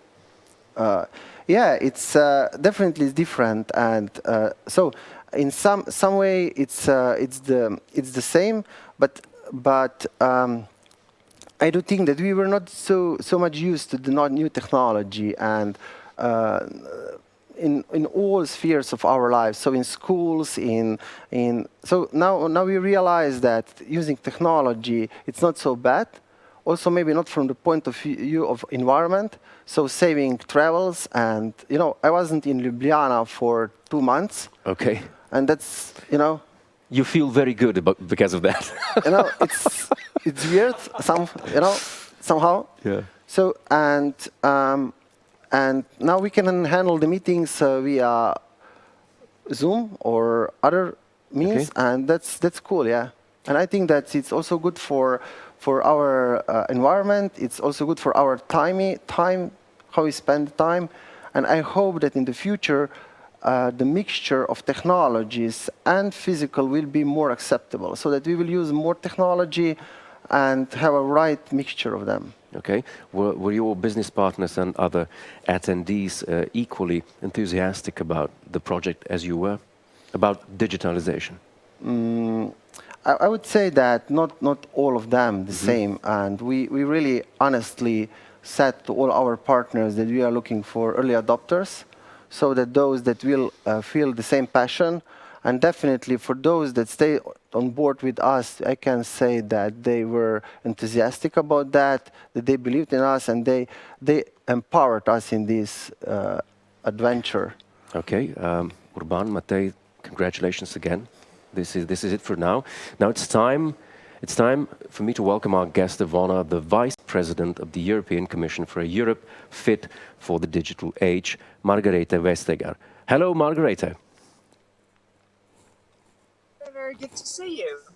Hello, it's very good to see you. Now, the last 2 months have caused a tremendous exponential rise in countless digital processes. Now, many things we found impossible 2 months ago seem to be the new standard now, thanks to the information technology. It appears that we've made a much bigger leap in the 2 months that we have made in the past 5 years. What are your views on that? Well, it shows what an incredible creature a human being is. That when we are forced to do something, we can adopt, and here literally overnight. What I saw in, for instance, the Slovenian school system, how digital learning was enabled in a very, very short time frame. That is so impressive. I do hope, as it was just said by the founder, that we will take part of this experience as a new baseline, but also that we will adjust and not just use digital tools, because sometimes it is good to come together. Sounds very good. With me in the studio, Matei Rus, the founder of Podim DX, Urban Lapaine, the program director of Podim DX, and Daniel Cronin, virtually in Vienna. Would you like to join the chat? With pleasure. Yeah. Go ahead, Urban. So it's a pleasure that you are with us, Ms. Vestager, and it's of course digital way of doing things is it was a must for us this year. But of course, we also intend to do it next year or integrate it, as you already said. So the next program block, I mean, it's about the digitalization and the challenges that they're facing. And it's really great that you are with us and addressing this really important issue. Thank you. Thank you very much. Yeah, I'm also glad to welcome you here, especially when we turn digital. It is our proud that you, as a responsible for this area, are with us because we really feel this digitalization now in full meaning, and really thank you for joining us. Daniel? Well, it's my pleasure to be with you. And congratulations on the success, also the success this year, and taking, I think, a courageous leap into making it all digital. I think it's very good, and I very much appreciate what you said, that maybe some years ago it wasn't seen as a cool thing to do. It is indeed these days, and I'm very happy that you made this happen. Thanks. All right. And Matej, 40 years of Podim conference. Yeah. Now, we've talked about how the conference changed in the past 20 years. Mm-hmm. Now, right now, you can proudly say you're among the 30 best tech events in EU. Yeah. That is pure success. What is the secret of that success? Definitely is a passion. And I think that we are on the mission to help the city, to help to help the region, to help that means the whole region, to bring to people more opportunities. And I think without this passion, we would not do such a crazy things to run the conference each year for 20 years, and also to turn it in the 2 months into fully digital one. And I was really proud last year when we were selected or named as one of the 30 best European conferences. And this year, some of them, let's say, decided not to happen. And we are now between 20th of the best online conferences. And I'm really proud of my team that we also pushed higher this border or a limit to the pushing the limit even further. Yeah. Urban, this year you're hosting a record amount of speakers and startups. How did you manage to achieve that, especially in these troubling times? Podim was always a project of community, what we are really proud of. So we built Podim with Slovenian startups, founders from all around the world that are helping us to bring the best founders, investors, and experts on Podim. So we really feel this community, and we are building Podim with the help of with our community. And this is really, it's getting bigger and it's getting also tighter. So we are really happy that we have this community, and would like to use this opportunity to thank all of you that helped us to bring all these beautiful speakers together. Practically this was hundreds of emails sent. Endless Zoom calls in the morning, in the evening, because we have speakers from all around the world. So, but I enjoy it so much that it sometimes scares me because I enjoy it so much. Okay. And now, if we could get Vienna. Hello, Daniel. There is something. Hello, and good to see you. I hope you're all doing well. And it's obviously an honor having you here as well, dear Margareta Verstager. Well, thank you. Thank you very much. And I also believe we have the Vienna studio right next door also lined up to join into the conversation. I've been wanting to ask you, would you here like in Vienna? Very warm welcome from Vienna. It's amazing what's happening right now at the European level as well. And it's a pleasure for us as Podcasten to join also this conference. And I want to say thank you for organizing it. And may I introduce also the Podcasten. We are the leading media platform here in Austria reporting about startups. But for us, it's not just about reporting about startups, it's also about bringing people together. And this is for us really, really important. And this is like an event happening like here in the Podim conference. We are really honored to be part of it. And I also want to mention the European Hackathon, which is amazing what's happening right now. Thank you for organizing as well.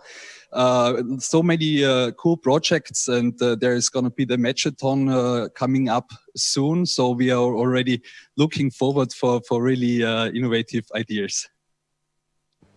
Okay, thank you very much, Vienna studio. I think it's time to look for Anita. I wonder where she is. Hello, Anita, our storyteller. Hello. Hello, Jure, and hello to everybody in studio. I am back in the Expo studio, and I will be here often because I really like the work they're doing here. As you can see, everything is running smoothly, and all the assistants are doing really amazing job. Now, we talked with Aleš before what this Expo Studio is all about. That is a chance for partners to present themselves, and they have a great chance, that all the partners, investors, attendees, startups get to know them. So I would really like to invite all of them to have that great experience here. What do you have to do? You go on a platform, Podim platform, of course, and then you go on the Expo. You click on it, and you will have there one-on-one personal meeting with assistant. It is not a virtual assistant, it is a real assistant, and you will be talking to her or him. If you have any questions about the partner that you would like to meet, you will choose a partner, of course, and they will have all the answers. They have a lot of materials. If they do not have an answer, I'm sure they will get it to you. So please use that, check it out, and you will find out everything you want to know. Back to you, Jure. Okay, thank you very much, Anita, for now. Matej, everything seems to be going smoothly. What are your thoughts on that? Yeah, but this virtual thing is really funny because it's like each year we had a expo at Podim, and everybody knew how does it look. And this year with the virtual one, everybody asked me, Matej, what should we prepare? What should we do? And then we made a hybrid version with a physical assistant and with in combination with the technology. Okay, so you're happy with that? Yeah, I'm completely. Urban, numbers? Numbers are looking great as always. So, yeah, it was a great element of interaction, and this is really important that because partners are one of the key elements of the event, and we are really thankful for that, and we are enabling to meet all the people they want. Okay, I've just been informed that Anita has beamed into the heart of Podim backstage. Let's see where she is now. Anita, hello. Hello, Jure. I'm moving quickly, as you can see, and I'm here in a technical part of our Podim conference. And as you can see, there are so many people, such a great team here, over 50 people working on this project, so that everything that we do, Jure, including you and me, is running smoothly. That means that they have to take care of everything. If we want, speakers to be ready, not just those who are speaking, but those who are coming after, they have to take care of it so that we don't get any interruptions. And of course, all the cameramen, or the technical team, everybody is here. They're working. As you can see, it is running right now. And I really have to say, I love working with this team, and I'm sure you do too. Okay, ladies and gentlemen, as you can see, Podim is on fire. And now we're calling Vienna again. Hello, Vienna. What's the situation like there? Yeah, hello. We are doing good. It's a great event. It's like the second day. We're gonna have really interesting panels in the afternoon. Like for example, on health tech, like how we can find solutions also to overcome the crisis. There are lots of interesting startups from Austria, but also from other European countries. I'm already curious about their solutions and have a good panel discussion and lots of learnings, definitely. Thank you very much, Martin. We'll continue after this intro.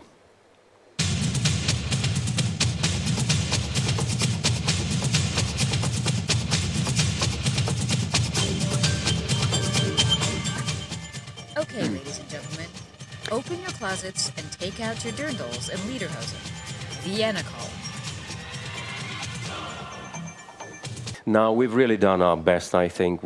All of you have done your very best to squeeze as much as you could out of this digitization process. Margareta, what do you think? Did we pass the test, or are we going to have to ask for apologies? Oh, but you passed with flying colors, indeed.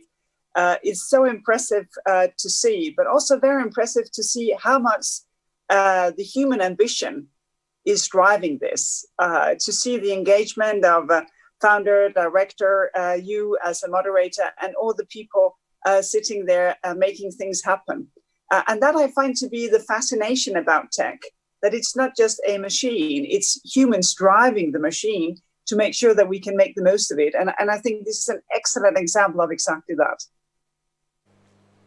Thank you very much, Margaret. It's really been wonderful having you. Thank you for your thoughts. Urban, Matej, would you like to share some final closing thoughts? Yeah, just thank you for being with us, and I'm already glad to hear the discussion following. Yeah, I'm also looking forward for the digital future of our Europe. Okay, Margaret is going to stay with us. Matej Urban, heartfelt congratulations. Thank you. And right now, I'm passing the torch to Daniel Cronin in Vienna. Daniel, time for Digital Europe.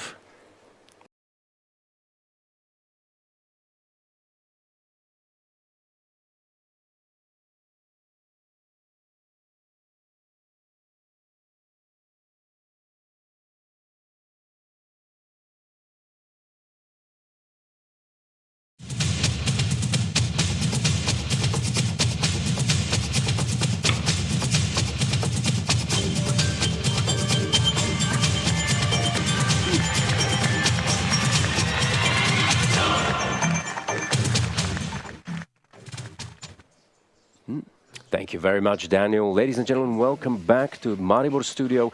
Podim is in full swing, as you can see. Podim DX Hop-In is busy. Everything is indeed doing great. I'm really enjoying this digital experience, and we're going to spend the next 20 minutes or so with Anita in the expo hall. Now, she'll be joined by Aleš Zorc, and I expect they shall go into some great detail, so make sure that you stay tuned, ladies and gentlemen. Anita, hello, calling the expo hall. Hello, Jure. I'm back in the expo. Like I said, I will be here often because I enjoy it here very much. So I will check in every now and then and check what they're doing. And I'm really grateful because I have Aleš Zorc with me right now. He's the head, the boss of this studio. Aleš, hello again. Hi, thanks for checking on us. Yes, I love coming here, you know. It's great company, everybody's doing their job, and of course you have everything under control. Is it so? I would like to believe that I have everything under control.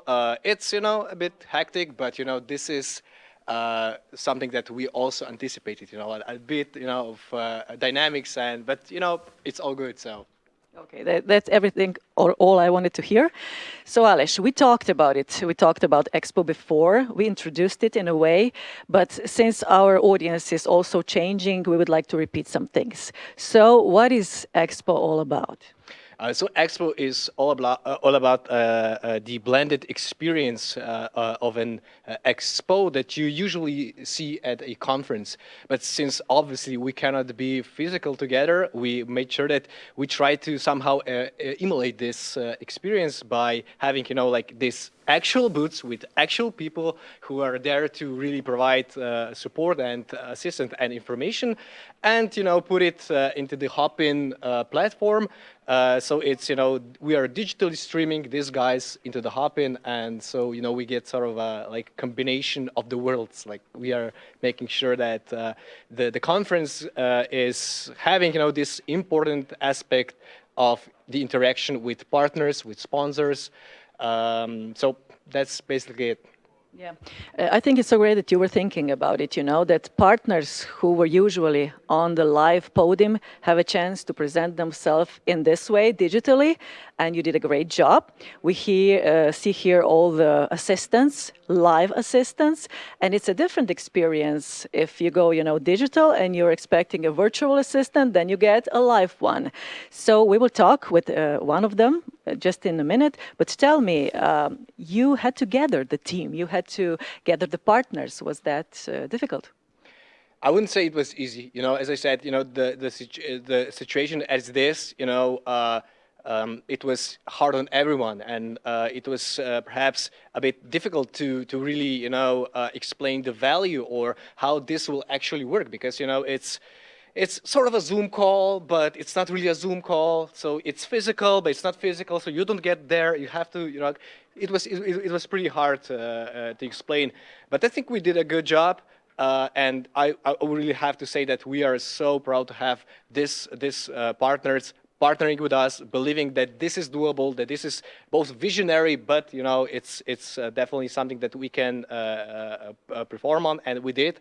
So as I said in the morning, like, these partners are really more than partners to us. They're friends, because friends are those who come to help you, when you are really struggling, and It could have been, much easier. All these guys could just have said, let's not do it. Let's just, cancel everything. Like, sorry, most of the conferences did, but we didn't, and the partners didn't. And so we are super proud to have them on board and this is why we made sure that, we have assistants at their booths, actual people providing information about what they do, how they can help startups, what sort of help they're looking for from startups. So we are really doing sort of a matchmaking here. And it's a lot of fun, I have to say. I was manning one of these stations myself just a couple of minutes before you got here. I was at the Tech Boost booth, and we had partners from the Tech Boost presenting their services, how they help startups. We had startups pitching. So I really enjoyed that, because yesterday, unfortunately, I wasn't able to listen to some of the pitches during the demo day. So it was really like a discussion. I was asking, the startups why they considered a certain accelerator as a good idea. So a lot of interaction is going on the booths, and if you are not in the booths, you are missing out. So, be sure that, during the program, hop in to the booths, and we'll be happy to have you there. Yes, it is really a great experience, and we will talk about it in a little while, also about partners. But now I would like to ask one of our assistants, live assistants, how it is, to have that experience and how she helps our clients or anybody who is calling in. So, Nomi, I like that name. Nomi, it's a great name. Hello, Nomi, how are you? Hi, thank you. I'm good. We're busy. We're ready for any questions necessary. So I'm here at the info booth and also at the info for the whole program of Podim. So anybody who is lost, is having any questions about the program, about the startups or anything, can contact us or me, and I will forward the info or help them any way I can. Well, that's great. Do they ask, difficult questions? Do you have answers to all of them? I definitely don't have the answers to all of them, but I do find them. So sometimes I have to search a bit more than others, but questions are so various about the program or about startups or the pitching or just the booth. So everything, all over the place. Tell me something. When you have a contact, are they surprised that there's actually a live you here? Do they expect virtual assistant? Well, I think, yes. It was a surprise for me, too, when I got the information that I will be a live assistant on a virtual conference. So it's quite mind-blowing about how this works, but it's really great, because also anybody who wants can pitch in and ask a question, a live question, or just type the question, whatever they prefer. Oh, great. I said earlier that I will ask you, what kind of boss is Aleš? A really great one. Okay, did he say you have to say that, right? No, I told him that last year, and I will continue telling him that also this year. Okay. Thank you very much for sharing this with us. This is a great experience. Wait, Anita, perhaps you should try, how you can perhaps be a live assistant for a couple of minutes. You mean I should sit down and try? You should switch places. Can we switch places? Okay, why not? Okay, so this is my booth, right? Yeah. And you had to put the headphones on? Okay, I have one. Okay, wait a minute. Here.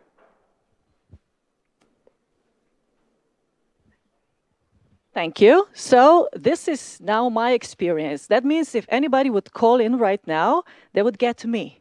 Although I don't know how to work with this stuff, but since you are my boss, you will tell me. Can you give me some instructions? What do I have to do? First of all, you should sit straight and smile in the camera. I'm just messing with you. No, it's what's important is that you invite people to join in on the session, to be active. You know, if there is anyone listening to us right now, just click the share audio and video, and we'll let you in. Okay. I will tell you when you're up. Oh my God! Is there someone? No, I think there's. You know what? I will leave that to know me.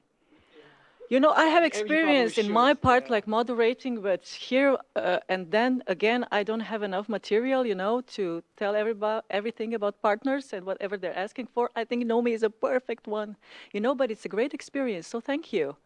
Thank you. I like that. And I will come later and maybe I should try it out, you know, not live so that I make a fool out of myself. Okay, Nomi, you can come back. I'm giving you the headphones back. Thank you. And returning to Aleš. Aleš, we said we will say something about partners. Do you know them all by name? Of course I do. Like that's my job description. I have to know all them. Should I name them in the alphabetical order? Okay, I cannot do it in the alphabetical order. But if I can take a look here at the booths, so we have the insurance companies around Sava.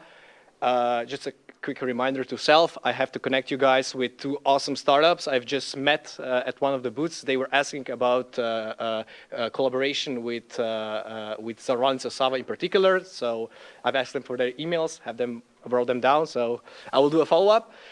This booth here with my man David, he's presenting the Slovene Enterprise Fund and the Startup Plus program, which provides like all different programs for startups, particularly in Slovenia. So if you're a Slovenian startup and if you're lost in what's your next step, then you know David is there in the booth chat. He will be able to answer any questions you have about these programs.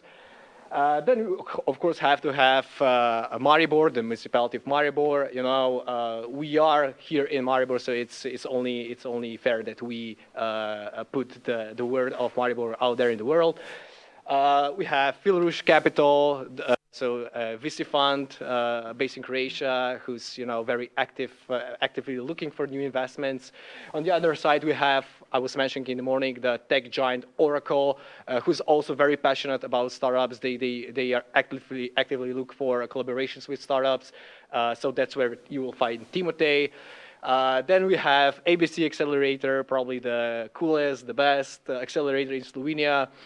Also very actively looking for the next batch for new startups, so be sure to check their booth. Then we have the Tech Boost booth. There I was a couple of minutes ago. Great discussion going on there. Also the Carinthia business location. This is sort of a consortium of different stakeholders in Carinthia who help startups, new businesses thrive in Carinthia, which happens to be a great place to start a business. We have EU Commission, I would say like probably one of the main organizations here that try to provide support to startups in EU as such through different incentives. Last but not least, we also have SRIP, Circular Economy. So this is sort of also a consortium that really tries their best to help spread the good word of circular economy. So how to make a sustainable business, and they also are very active in looking opportunity to collaborate with startups. So I think I mentioned all of them. If I didn't, I'm really sorry, but it's like I said, all these organizations are super passionate about working with startups. If you're a startup, be sure to check their booth, and you will love it. You convinced me about being a good boss and being good at what you do. Not only do you know all the partners, names of all the assistants, which is great. So you did convince me. Just another question. You said sometimes you take over for someone, so that means you have to know practically a lot about the partners from the inside too. I'm a very hands-on guy, so sometimes I'm like, Anna, you can go grab lunch, or you can freely go to the toilet. I'll jump in. So yeah, I know a bit of everything about every partner, so I can really just jump in and take over. Okay. And I'm doing that. It's not something that I really hate, but I absolutely love it. So it's. So you do give them a break, do you? Yes, normally I do give you a break, guys, right? Yeah. So. Thank you very much. This was great experience, and I'm grateful that I could try it out too. Thank you, Nomi. You did really good. Yeah, well, you don't have to say that. It wasn't awesome. It was pretty good. Yeah, but next time you're here, we'll make a pro out of you. Yes, thank you very much. And I'm sure I could learn because they had to learn too before, right? They did, and they invested a lot of time into getting to know the partners, to really understand what sort of a value these organizations are bringing to the startup ecosystem. So yeah, we are all pretty knowledgeable about the partners. We know that we have like this really great responsibility, to be speaking on their behalf. So we take this job very seriously. Yeah, so. You should, with partners and everything. So what we have here is now known to everybody. What they have to do is click, get in, ask questions, and get information. Exactly. Is that so? Exactly. As I explained in the morning, you guys have to be interactive with our assistants. So you have to click share audio and video to make sure that you come up front. So you can interact. You can start a discussion with our assistant. If you're not doing that, you're just basically staring at the assistant, which is sort of weird. So don't do that. Okay, and I will now try this. I will go on the other side. Okay. I will click. And I will talk to one of the assistants so that I can see what I can find out about a certain partner that I'm interested in. Okay? Go deep with the questions, like really go deep to see. I will not do that. I will just say hi, and you are doing a nice job. So that's it. Thank you very much. And we're going back to you, Jure. Thank you very much. Thank you very much, Anita and Alesh. Expo room looks really exciting and busy. Now, I think we're going to call Vienna again. Daniel? Hello.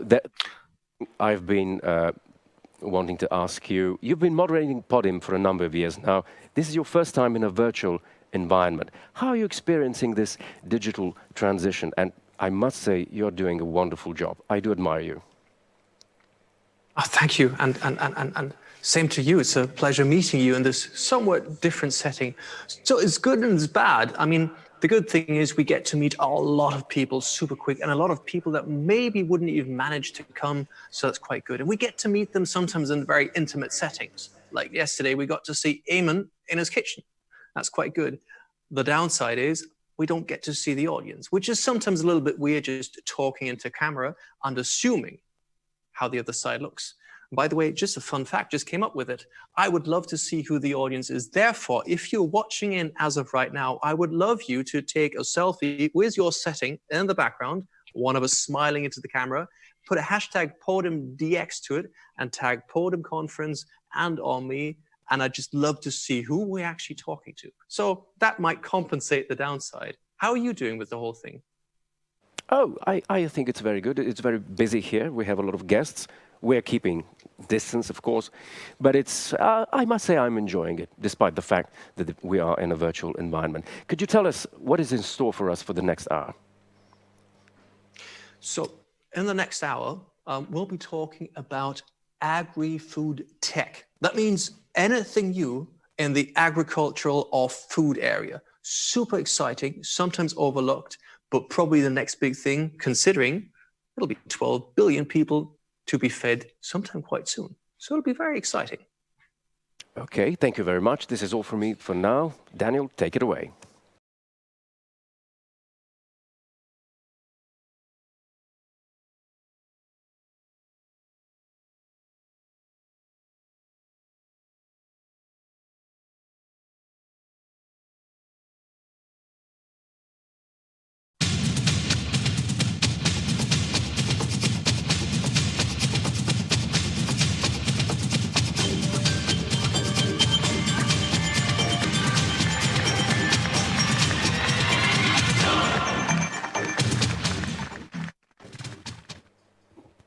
Thank you very much, Daniel.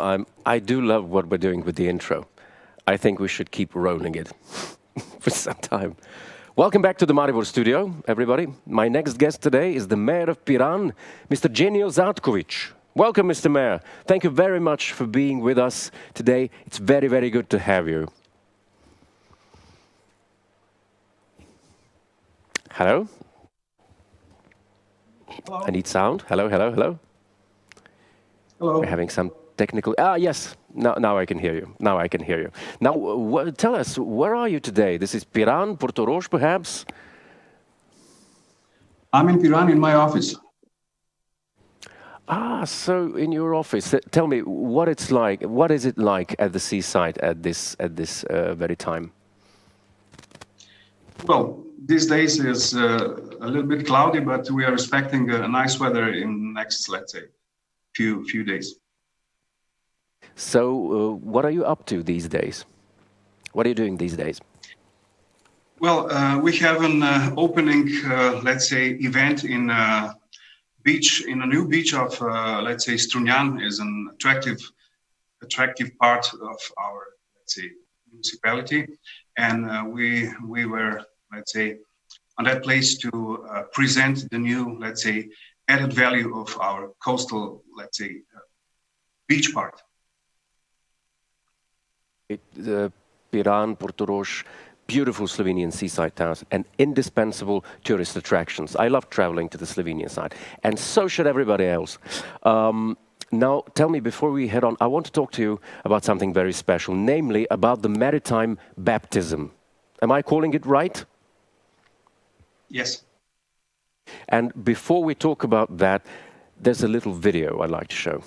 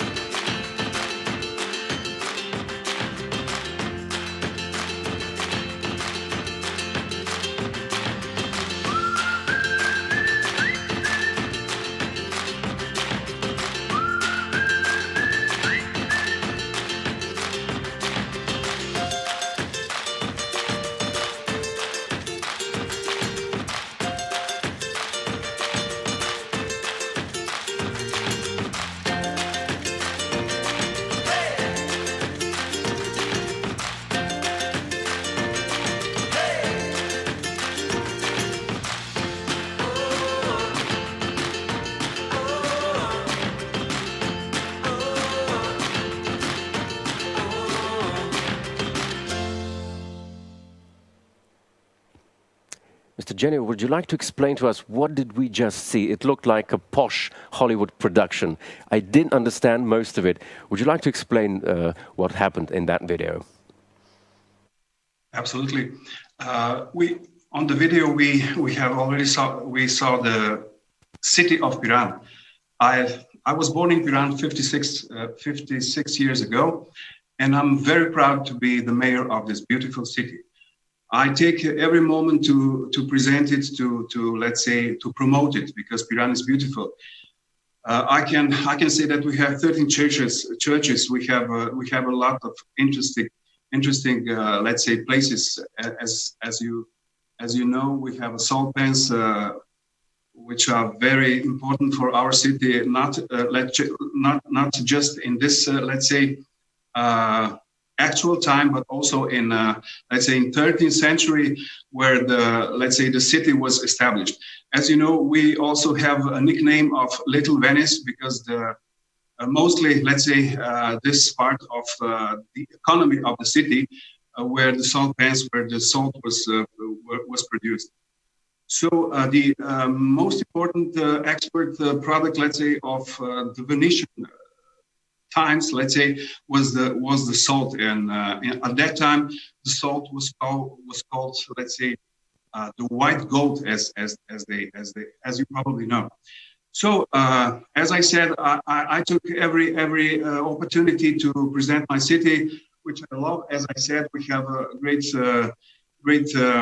musician also, which represents a little bit, let's say, our city on a musical field. Because we have a very known Mr. Tartini, which is an important musician. And these days, well, yesterday actually, was on the Slovenia one, was presented his opus, let's say, just next to the very important musician, also Mr. Wolf. So this couple is a very important couple on the field of music. So we would like to present our city as a, let's say, a future city of music, and we are working on this platform to present the Piran as a destination of, let's say, some sort of musicians. And we are trying to make a festival city out of Piran. So that's short phrases, let's say. Okay. Would you like to tell us something about the salt makers' holidays? I understand that there's a holiday for the salt makers. What is that all about? Well, at that time, in that period, these people moved from Piran to, let's say, the salt, the houses where they were, let's say, during the summertime and the season of salt production. So entire families were moved for the probably 4 months, and they were, let's say, situated there in those houses, let's say. At the end of the season, they came back in the city of Piran. And let's say this is one of the good platform to make, let's say, from this salt production, a great festival, let's say, which is based on this old traditions and let's say, presenting the entirely the salt production, which is very interesting. One final question before we move on. How do you think Slovenia is being represented in Europe, tourism-wise? Well, recently, Mr. Bart, an ambassador from the Netherlands, was here just to visit the city of Piran, and he is in love with Piran because he was very often here in Piran, and I asked him what is his opinion about Piran, and what would be his suggestion to, let's say, to make us being better to represent our city. And he says, well, you have a beautiful city, but your promotion is not that good. I mean, as the city is, I mean, in terms of importance. So these days we are working on, let's say, on the strategy how to present even better, let's say, our city, because as I said, we are really a jewel on the Slovenian coast, and we are doing great. So we invited all the hoteliers and our, let's say, director of the touristic organization to make a new plan how to present in the best way our touristic destination. So I do believe the Podim will help you with that. Sorry, what was the Podim? The Podim conference will help you with that.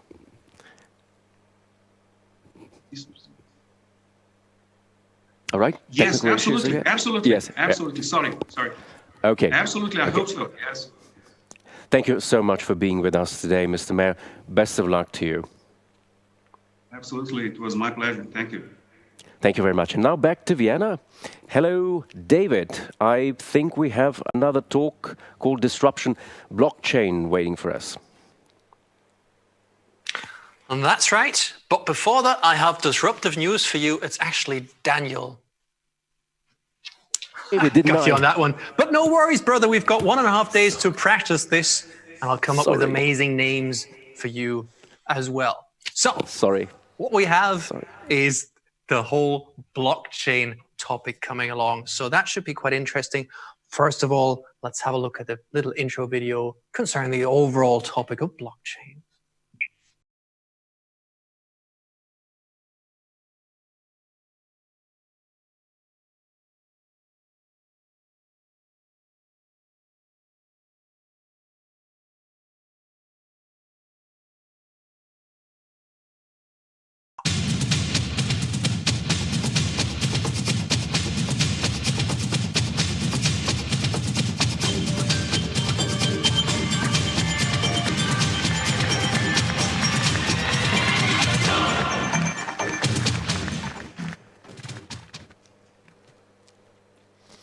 Welcome back, ladies and gentlemen. I do hope you're doing great.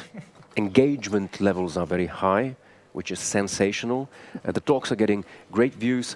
And now it's once again time to visit Anita, who's going to spend some time talking about discovering the wider regions around Slovenia. Hello, Anita.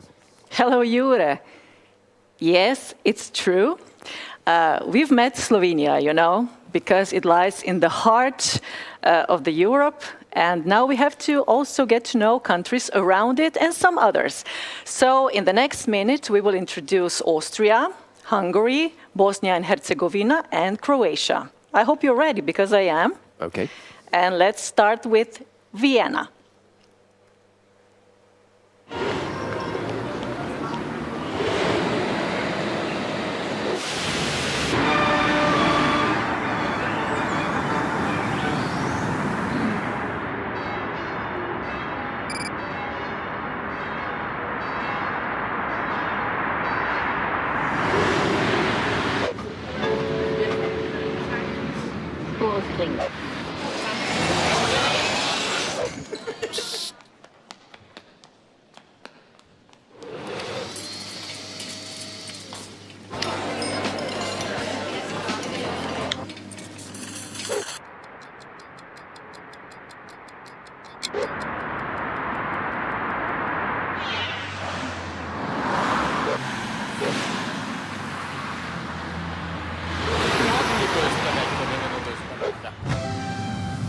A23 Südosttangente. Auf der Praterbrücke befinden sich zwei Männer mit Kamera. Bitte fahren Sie in beiden Richtungen vorsichtig.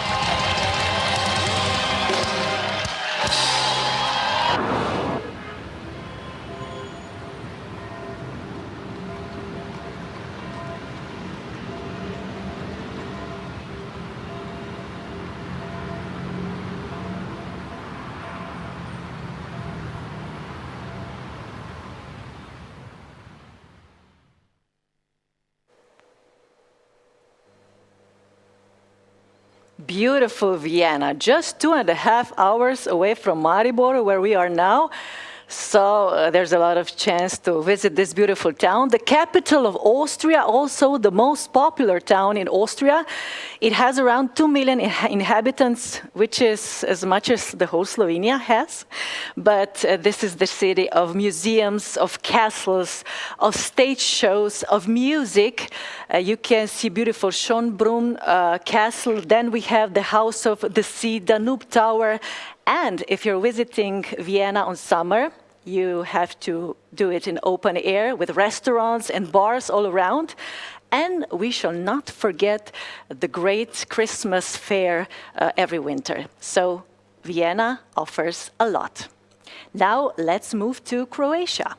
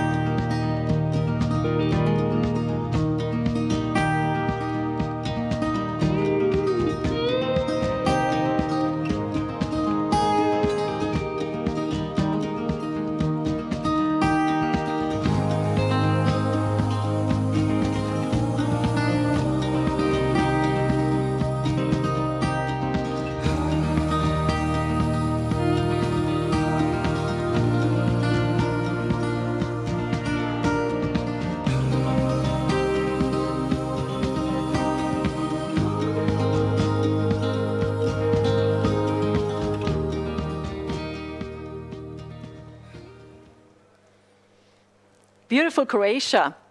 Why do Slovene people like to go to Croatia and spend summer holidays there? Because it has more than 2,000 kilometers of shore, can you imagine? With beautiful sea, more than 1,000 islands. And when you go to those islands, you can really meet the authentic way of living there.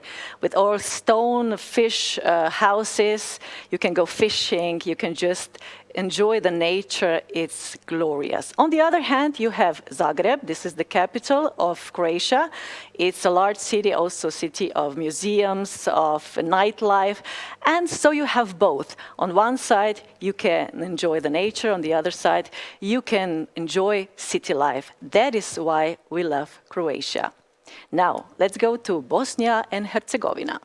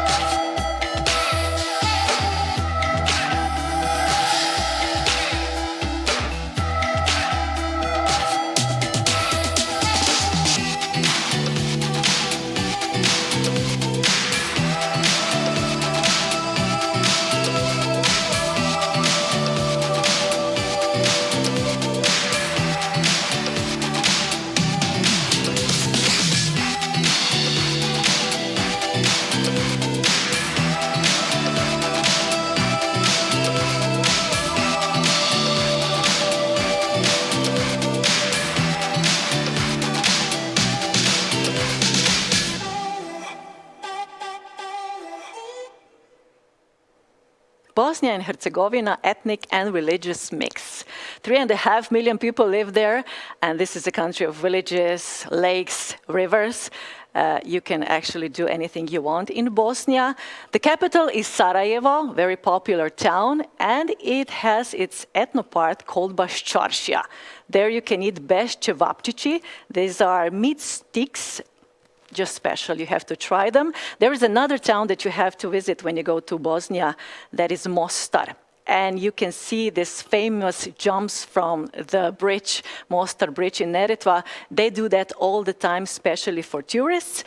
And at winter, we have to mention Jahorina and Bjelašnica, and you can ski there whenever you want to. So that was Bosnia and Herzegovina. Jure, my question is, have you ever been there? I admit I haven't. I'm simply too in love in Slovenia to move out of the country. That's good, but sometimes, you know, you have to discover something else. I probably will. Okay. I probably will. Thank you very much for your input. Anita, you were splendid, as always. We'll be talking about Hungary a bit later today, right? Okay. Yes.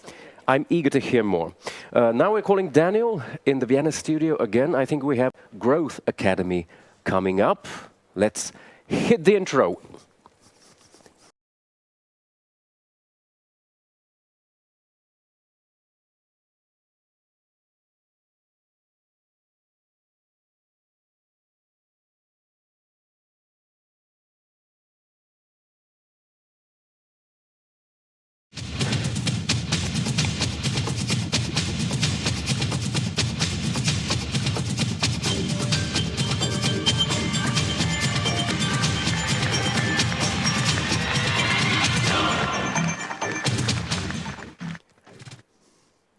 Thank you, Daniel. I called you Daniel this time and not David. I'll never call you David again. I don't know why I called you David. You seem like a David to me. I probably called you David because of that. You know, I'm reminiscing about today. The day was very busy, action-packed. Started with boxing, So I'm trying to recreate what Dan Zavitz taught me and Tomáš Barada. They were here. They gave me some advice on how to take down my enemies. But I'm not sure I'm doing it right, so perhaps I should abandon this idea. Here we are. Now, Irena Marušić from the Technical Museum of Slovenia was here. And she fascinated me with when she was telling us about Knowledge Without Frontiers program. And I was most fascinated by the life of Peter Florjancic. This is amazing. I do hope this man gets a Hollywood blockbuster, because he was an innovator, he was a traveler, musician, athlete, playboy. You can't make this stuff up. You can't.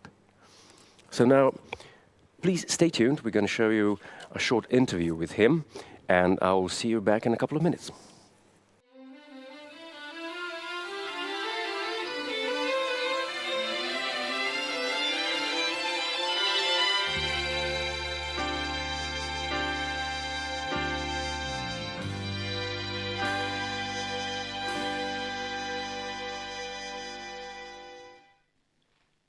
Za vse vas Amerikance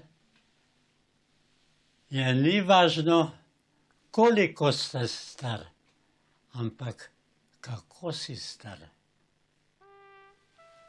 Dobar dan, moje ime je Peter Florjancic.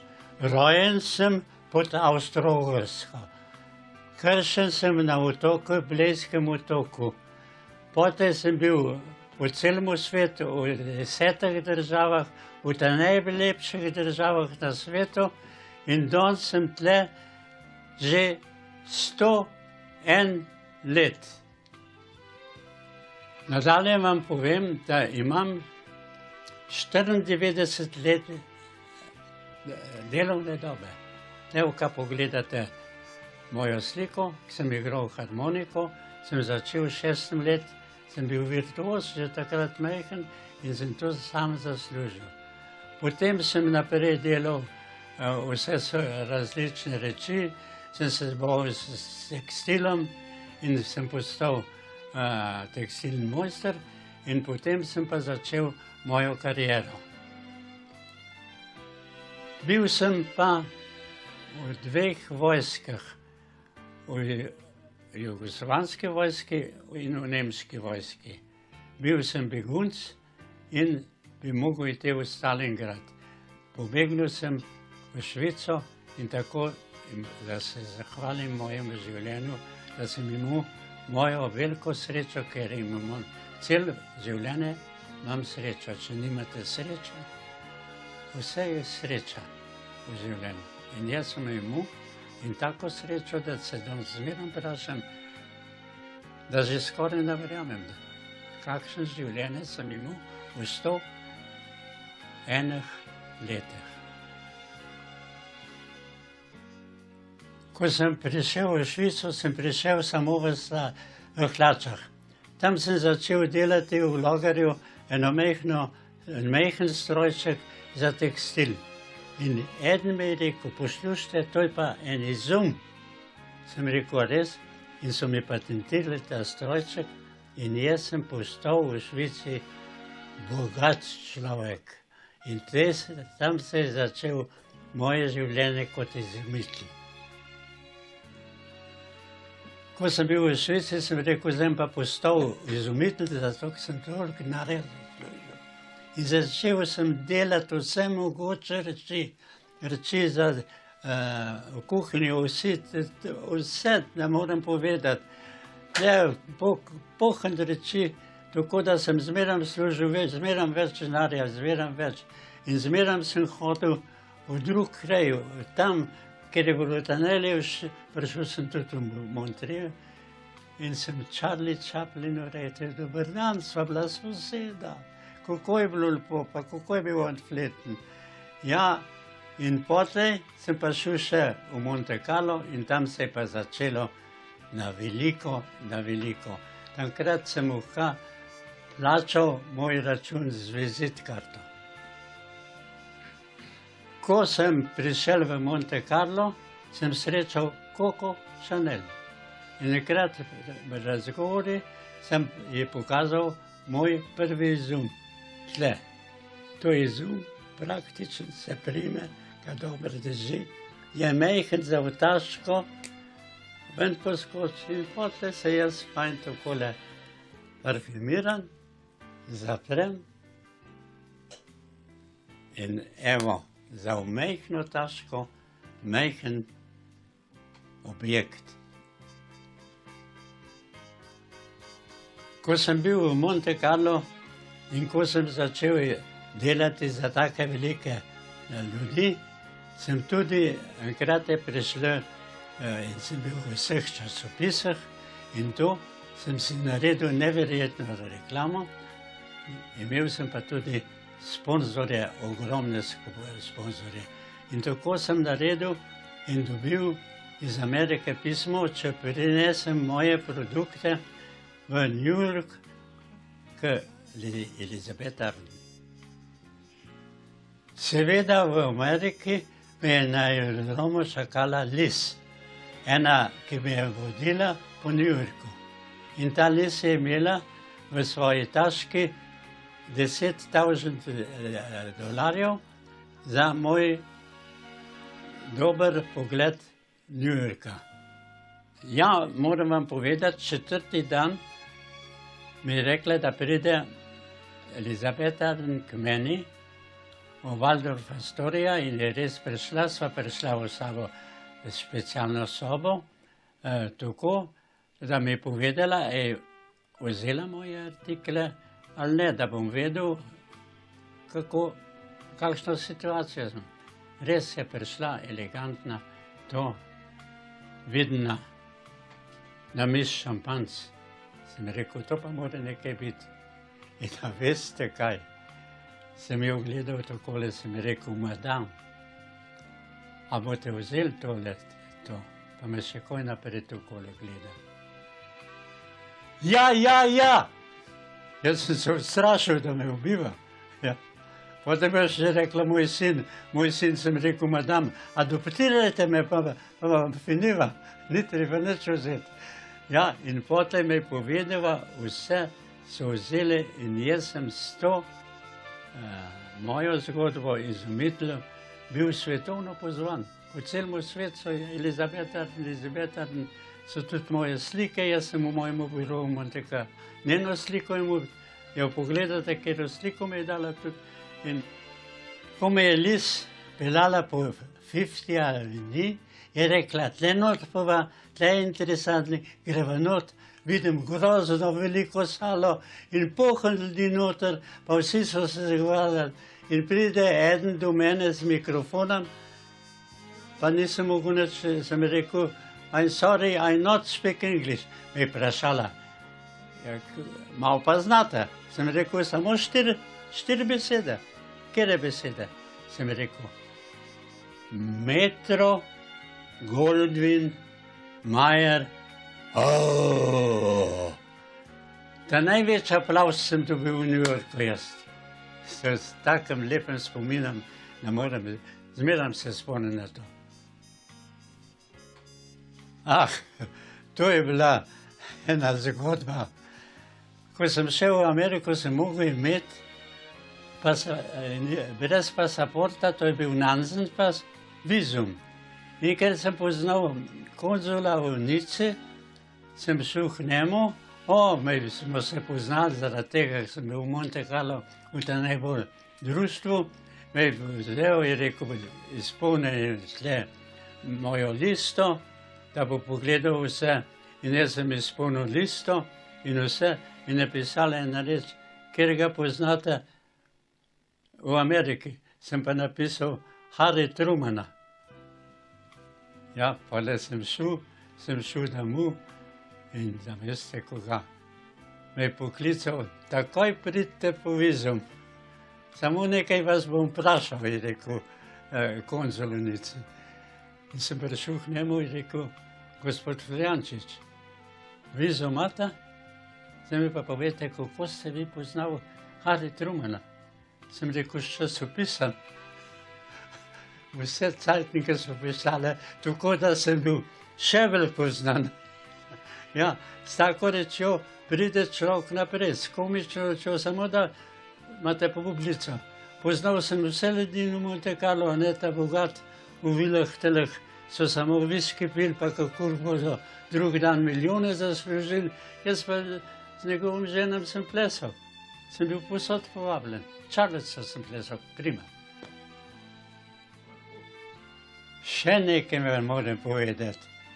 Jaz imam sorodnike. A veste, kdo je to? Sunita Vilmes. V najmanjšemu na Gorenskem je bila njena mama rojena. Tako nekaj, ne vem čisto točno, ampak tam smo veliko reč praznovali en dan, ko je prišla tam. In zdaj je tudi drugo, sem jo srečal v Ljubljani in zdaj bo še prišla v tretjo. A ne? Ona gre na Mars, jaz pa čakam za v nebesa. Ja, nekaj vam pa moram povedati, kako se naredi spoznanstvo. Na olimpijadi v Sarajevu sem jaz pripeljal moj izum, žlico za čevlje in sem predal čez 70,000 slik. Vidite, tle je še olimpijada gor in kjer ga v tanom hotelu dobil? Kirk Douglasa. Moj prijatelj sva bila še potlej v Kodaziru, v Monte Carlo, povsod sva se srečala, sva pila in tako fajn sva se imela. In sem hotel glih mu častitati za 103 let je pa umrl in zdaj mu bom pisal moje sožalje, Bog mu daj nebesa. Zdaj pa za vas vse rečem čau, revederci, goodbye, nasvidenje. Se vidimo v lepi Sloveniji.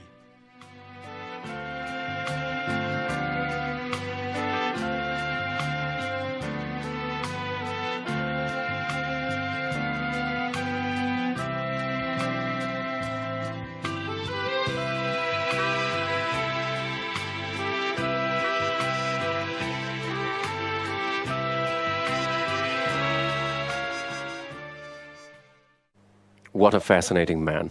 Aleš, I'm joined by Aleš. Your ideas, this guy is a hero. Yeah, he's larger than life. Larger than life, that's the phrase I was looking for. Larger than life. Inspired by him?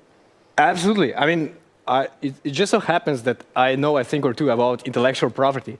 Oh. And this guy really amazes me because, you know, he's both an amazing inventor and also a great businessman. As you can see, you know, he's really, you know, one of a kind. And we were just chatting before that. We are not aware of the gem that we have here in Slovenia. This Mr. Florjancic is just mind-blowing. And there's so many people like that here who don't get enough coverage, I think, on that, in that particular area. And I think he's a master of networking as well. Absolutely. So yeah. It's a thing you have to know how to do. I can't do it. I'm too, how should I say, I'm too murky to do networking. No, I'm not. After a drink or two. Okay. Probably not.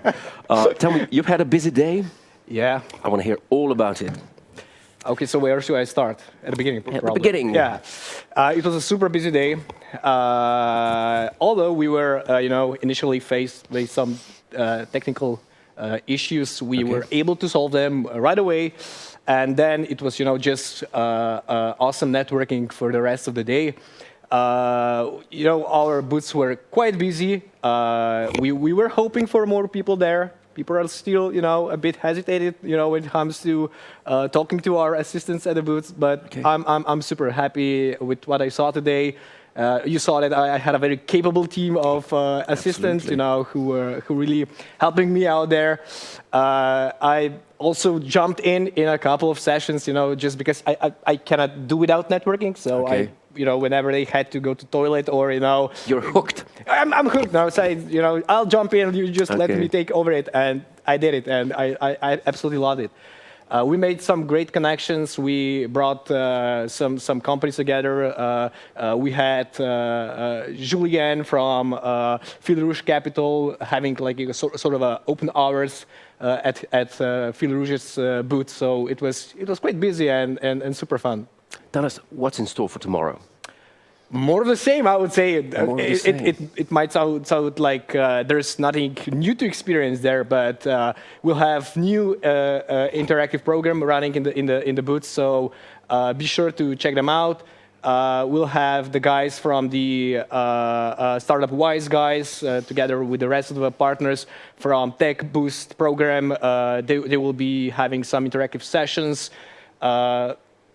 I think approximately 2 o'clock or 3 o'clock. 2 o'clock. It's a bit late, but Okay.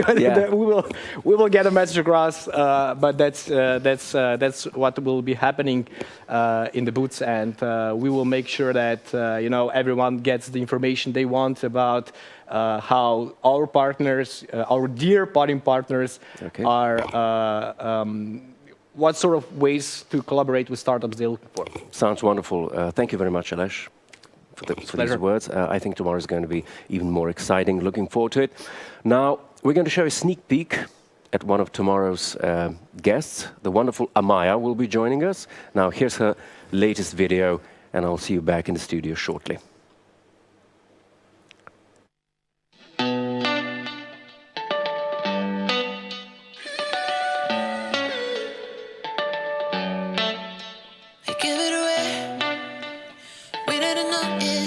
Focus, you get my way, and you ask me not to stay. So what would I say? So complicated, no hesitation. I give it away. I give it away. There's something about your words, and I did just unlearn the way that I am used to think that what my word, regardless of the time, I'll always call you mine. Try to explain, but I can't. 'Cause even if we're over, every time we're sober, you know nothing's ever gonna get between us. We're keeping our composure, looking for some closure. We will always end up landing on our feet like concrete.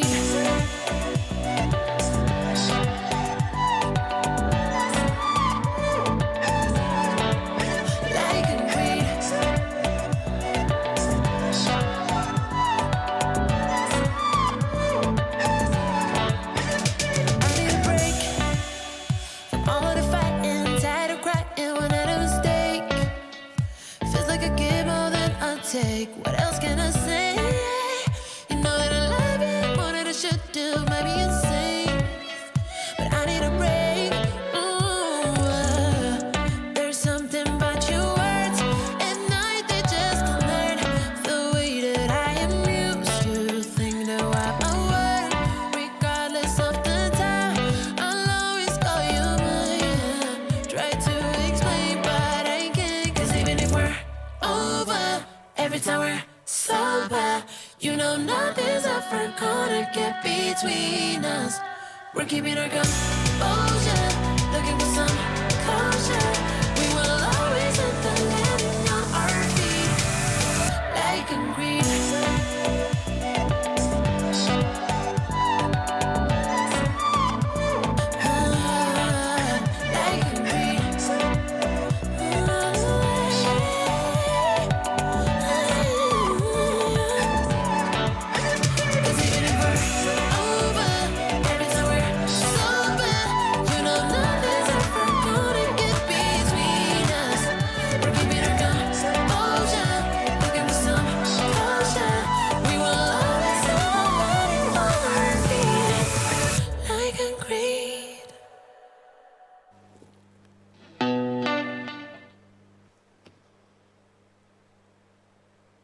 Tune in tomorrow morning. I'll be talking to Amaya at 8 a.m.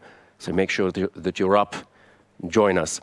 Okay, now it's time to call Anita again. I think this time she'll be talking a bit about Hungary. Am I right? Hello, Anita.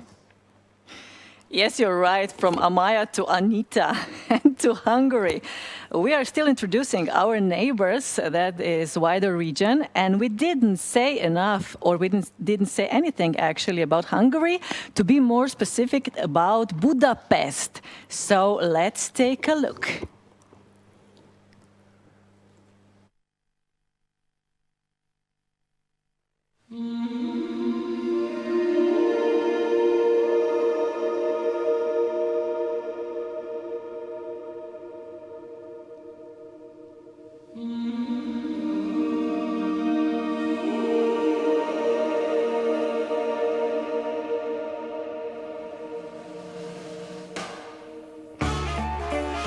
I got myself into a little situation, and I can't seem to get away from it. Ooh, I got to break free from all this bad luck that's been following me, and it's time to move on. It's just a little too long now. Ooh.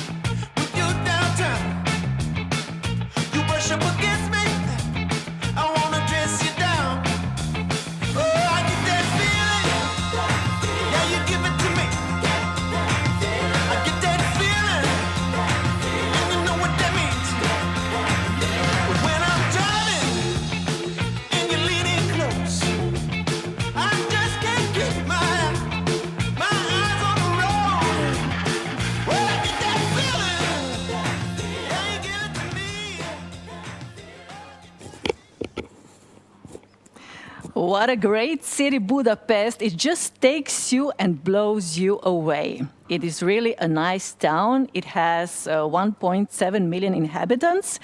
I've been there once. I saw a little bit of it, but you have to take some time, you know, to really see Budapest. So what would I recommend? That you take a ride down the Danube River, because this river actually splits, you know, Budapest in two cities, Buda and Pest.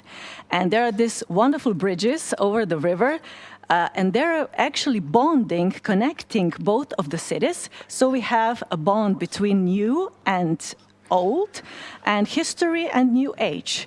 So it is really a great ride. And when you go on the river, you can see actually all the architecture wonders on the river. You can see Royal Palace and the House of the Parliament, and that is just two of them. What else is interesting in Budapest? In Buda or in Pest, you have to see both cities, of course. Nightlife. So if you're looking for some amusement, for some fun, it's a great nightlife. They have great marketplaces. You can buy actually anything you want there. And thermal baths. So if you go there, you must try those thermal baths.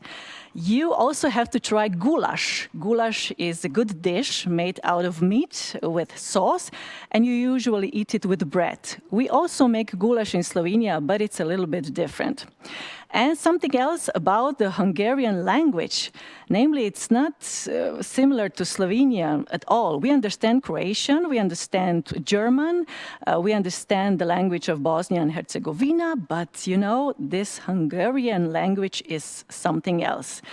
And sometimes we make some fun out of this language, speaking in Slovene language and making it Hungarian. So we have this saying.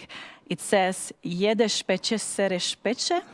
I will not translate that, but Slovenian did understand it. I'm sure that others didn't, but you know, you can try and look it up. Jure, I know you understood it. Oh, damn right, I understood it. Anita, correct me if I'm wrong, but I've always thought that Hungary was most known for two things, and two things only. Okay. That's the Rubik's Cube, the puzzle, and porn stars. There was none of this in the video. Why? I don't know, and I didn't mention it either, but you did. Yeah. So it must be true. And I heard that you have been to Hungary, right? It shows a plethora of my interests, doesn't it? No, I'm kidding, of course, but that's what I think it was. Anita, thank you very much. Thank you. Very much for now. I'm going to pass the word to my colleague, Daniel, in Vienna. Hello, Daniel. Hello, my friend, and thank you for painting that rather colorful picture, which is kind of confused me, but I mean, sure, it's always a question of perspective, so that was fun. Anyway, it was fun talking to you, and now it's time, the sun's coming down, to settle down and start with our late night talks with serial entrepreneurs. We've got two amazing panels coming up, both are 1 hour. The idea is to dive deep and to really talk. And as always, before we do that, we shall roll the intro.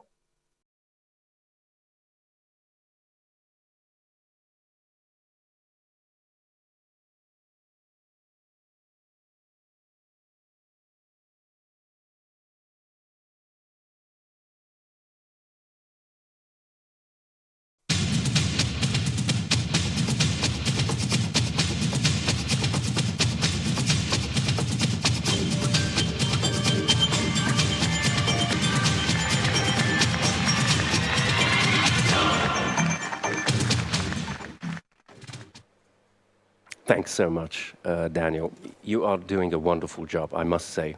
Anita is here with me, and he really is great, isn't he? He's great. I can't believe all the knowledge that he has or you have.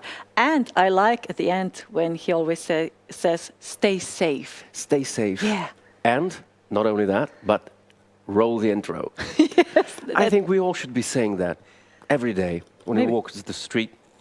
Stay safe and roll the intro. Oh, good. Good one, right? So it's a wrap, day one. What do you make of it? Yes. It's actually day 2, but day 1 of the conference. Day 1, yeah, of the conference. I thought the way I considered Monday was pre-day. It was. Yeah. It was, but you know, for us, you know, enjoying all this, having a lot of fun, a lot of work, of course. It's tomorrow. It's the last day. I cannot believe that. Yeah. So, what do you remember most about today? Today, well, I was a lot behind the scenes, and I saw a lot of work of the team. And, you know, I really liked it. And I even tried this position in the What was that booth. like? Yeah, we had a laugh. You saw me, yes. Thank you very much. It was funny, it was entertaining, but we didn't get to see what you saw on the computer display. What was on? Actually, you see yourself. You know, when there are cameras. Everybody has a camera because it's interaction live. And when I sit down, oh my God, I saw myself. And then I saw all those questions, interaction that... the people were asking you. Yes, Nomi was getting. Nomi was in this place where I then sit. A lot of questions. Tell me an example of a question. I don't know. I didn't. What are you wearing? Meet me tonight. Maybe later No, I'm when I joking. went. You know, I was so surprised. I said, I thought maybe I could, take someone and speak with it. Then I said, oh my God, what is this? Then I asked Aleš later, why didn't you teach me about it, And he said, well, I didn't know you were going to sit there. Oh, okay. But he's been great too. He's great. He's been doing a wonderful job. Yeah. And he's an encyclopedia of knowledge, isn't he? He is. Yeah. You just ask him like Google. He knows it. Yeah, really, and full of energy. Full of energy, yeah. Like, all the time. Yeah. And what did you think of Peter Floriancic? I saw that This was piece. Did you see the interview? Yeah. What a remarkable man. Amazing, remarkable man with so much to tell. And we could really learn a lot from him, He said he was working for 94 years, just working from the 6. Oh, my God. Here's he with starring in a movie with Marlene Dietrich. Oh, really? Yep. Oh, my God. In 1956. Unbelievable. Who can say that? Who can say that? Oh, what were you doing in 1956? I don't know. I was in a movie with Marlene Dietrich. Can you imagine What were you that? doing? No, this is amazing. And you know what is the saddest part? That we don't know so much about it. I mean, we are learning as we go, but I didn't know that. Neither did I. So tomorrow we have another guest who will be talking about the Vážka Situla, or the urns that are very specific for the Dolenska region. Yeah. And we'll be talking about that. We will host the wonderful Amaya at 8 in the morning. That will be great. That will be very great. I hope we get her to sing something, but probably not. It's too early. You mean that she would sing? Yes. Yeah. Maybe she will. Yeah.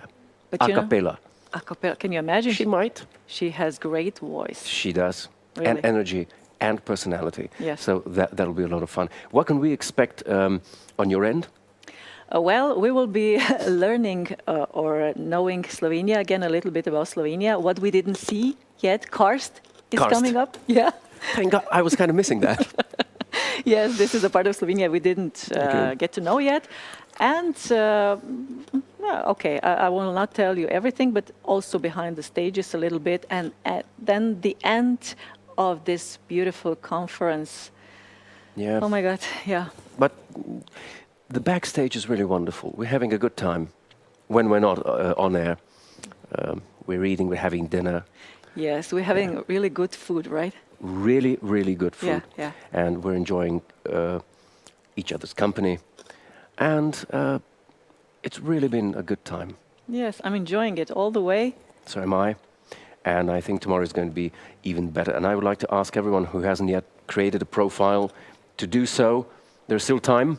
And log into the hop-in environment. That could be good for you. So this is all from Studio Maribor. Yeah. Hope to see you again tomorrow. And sleep tight, get some rest, and stay safe. Stay safe. And roll the intro.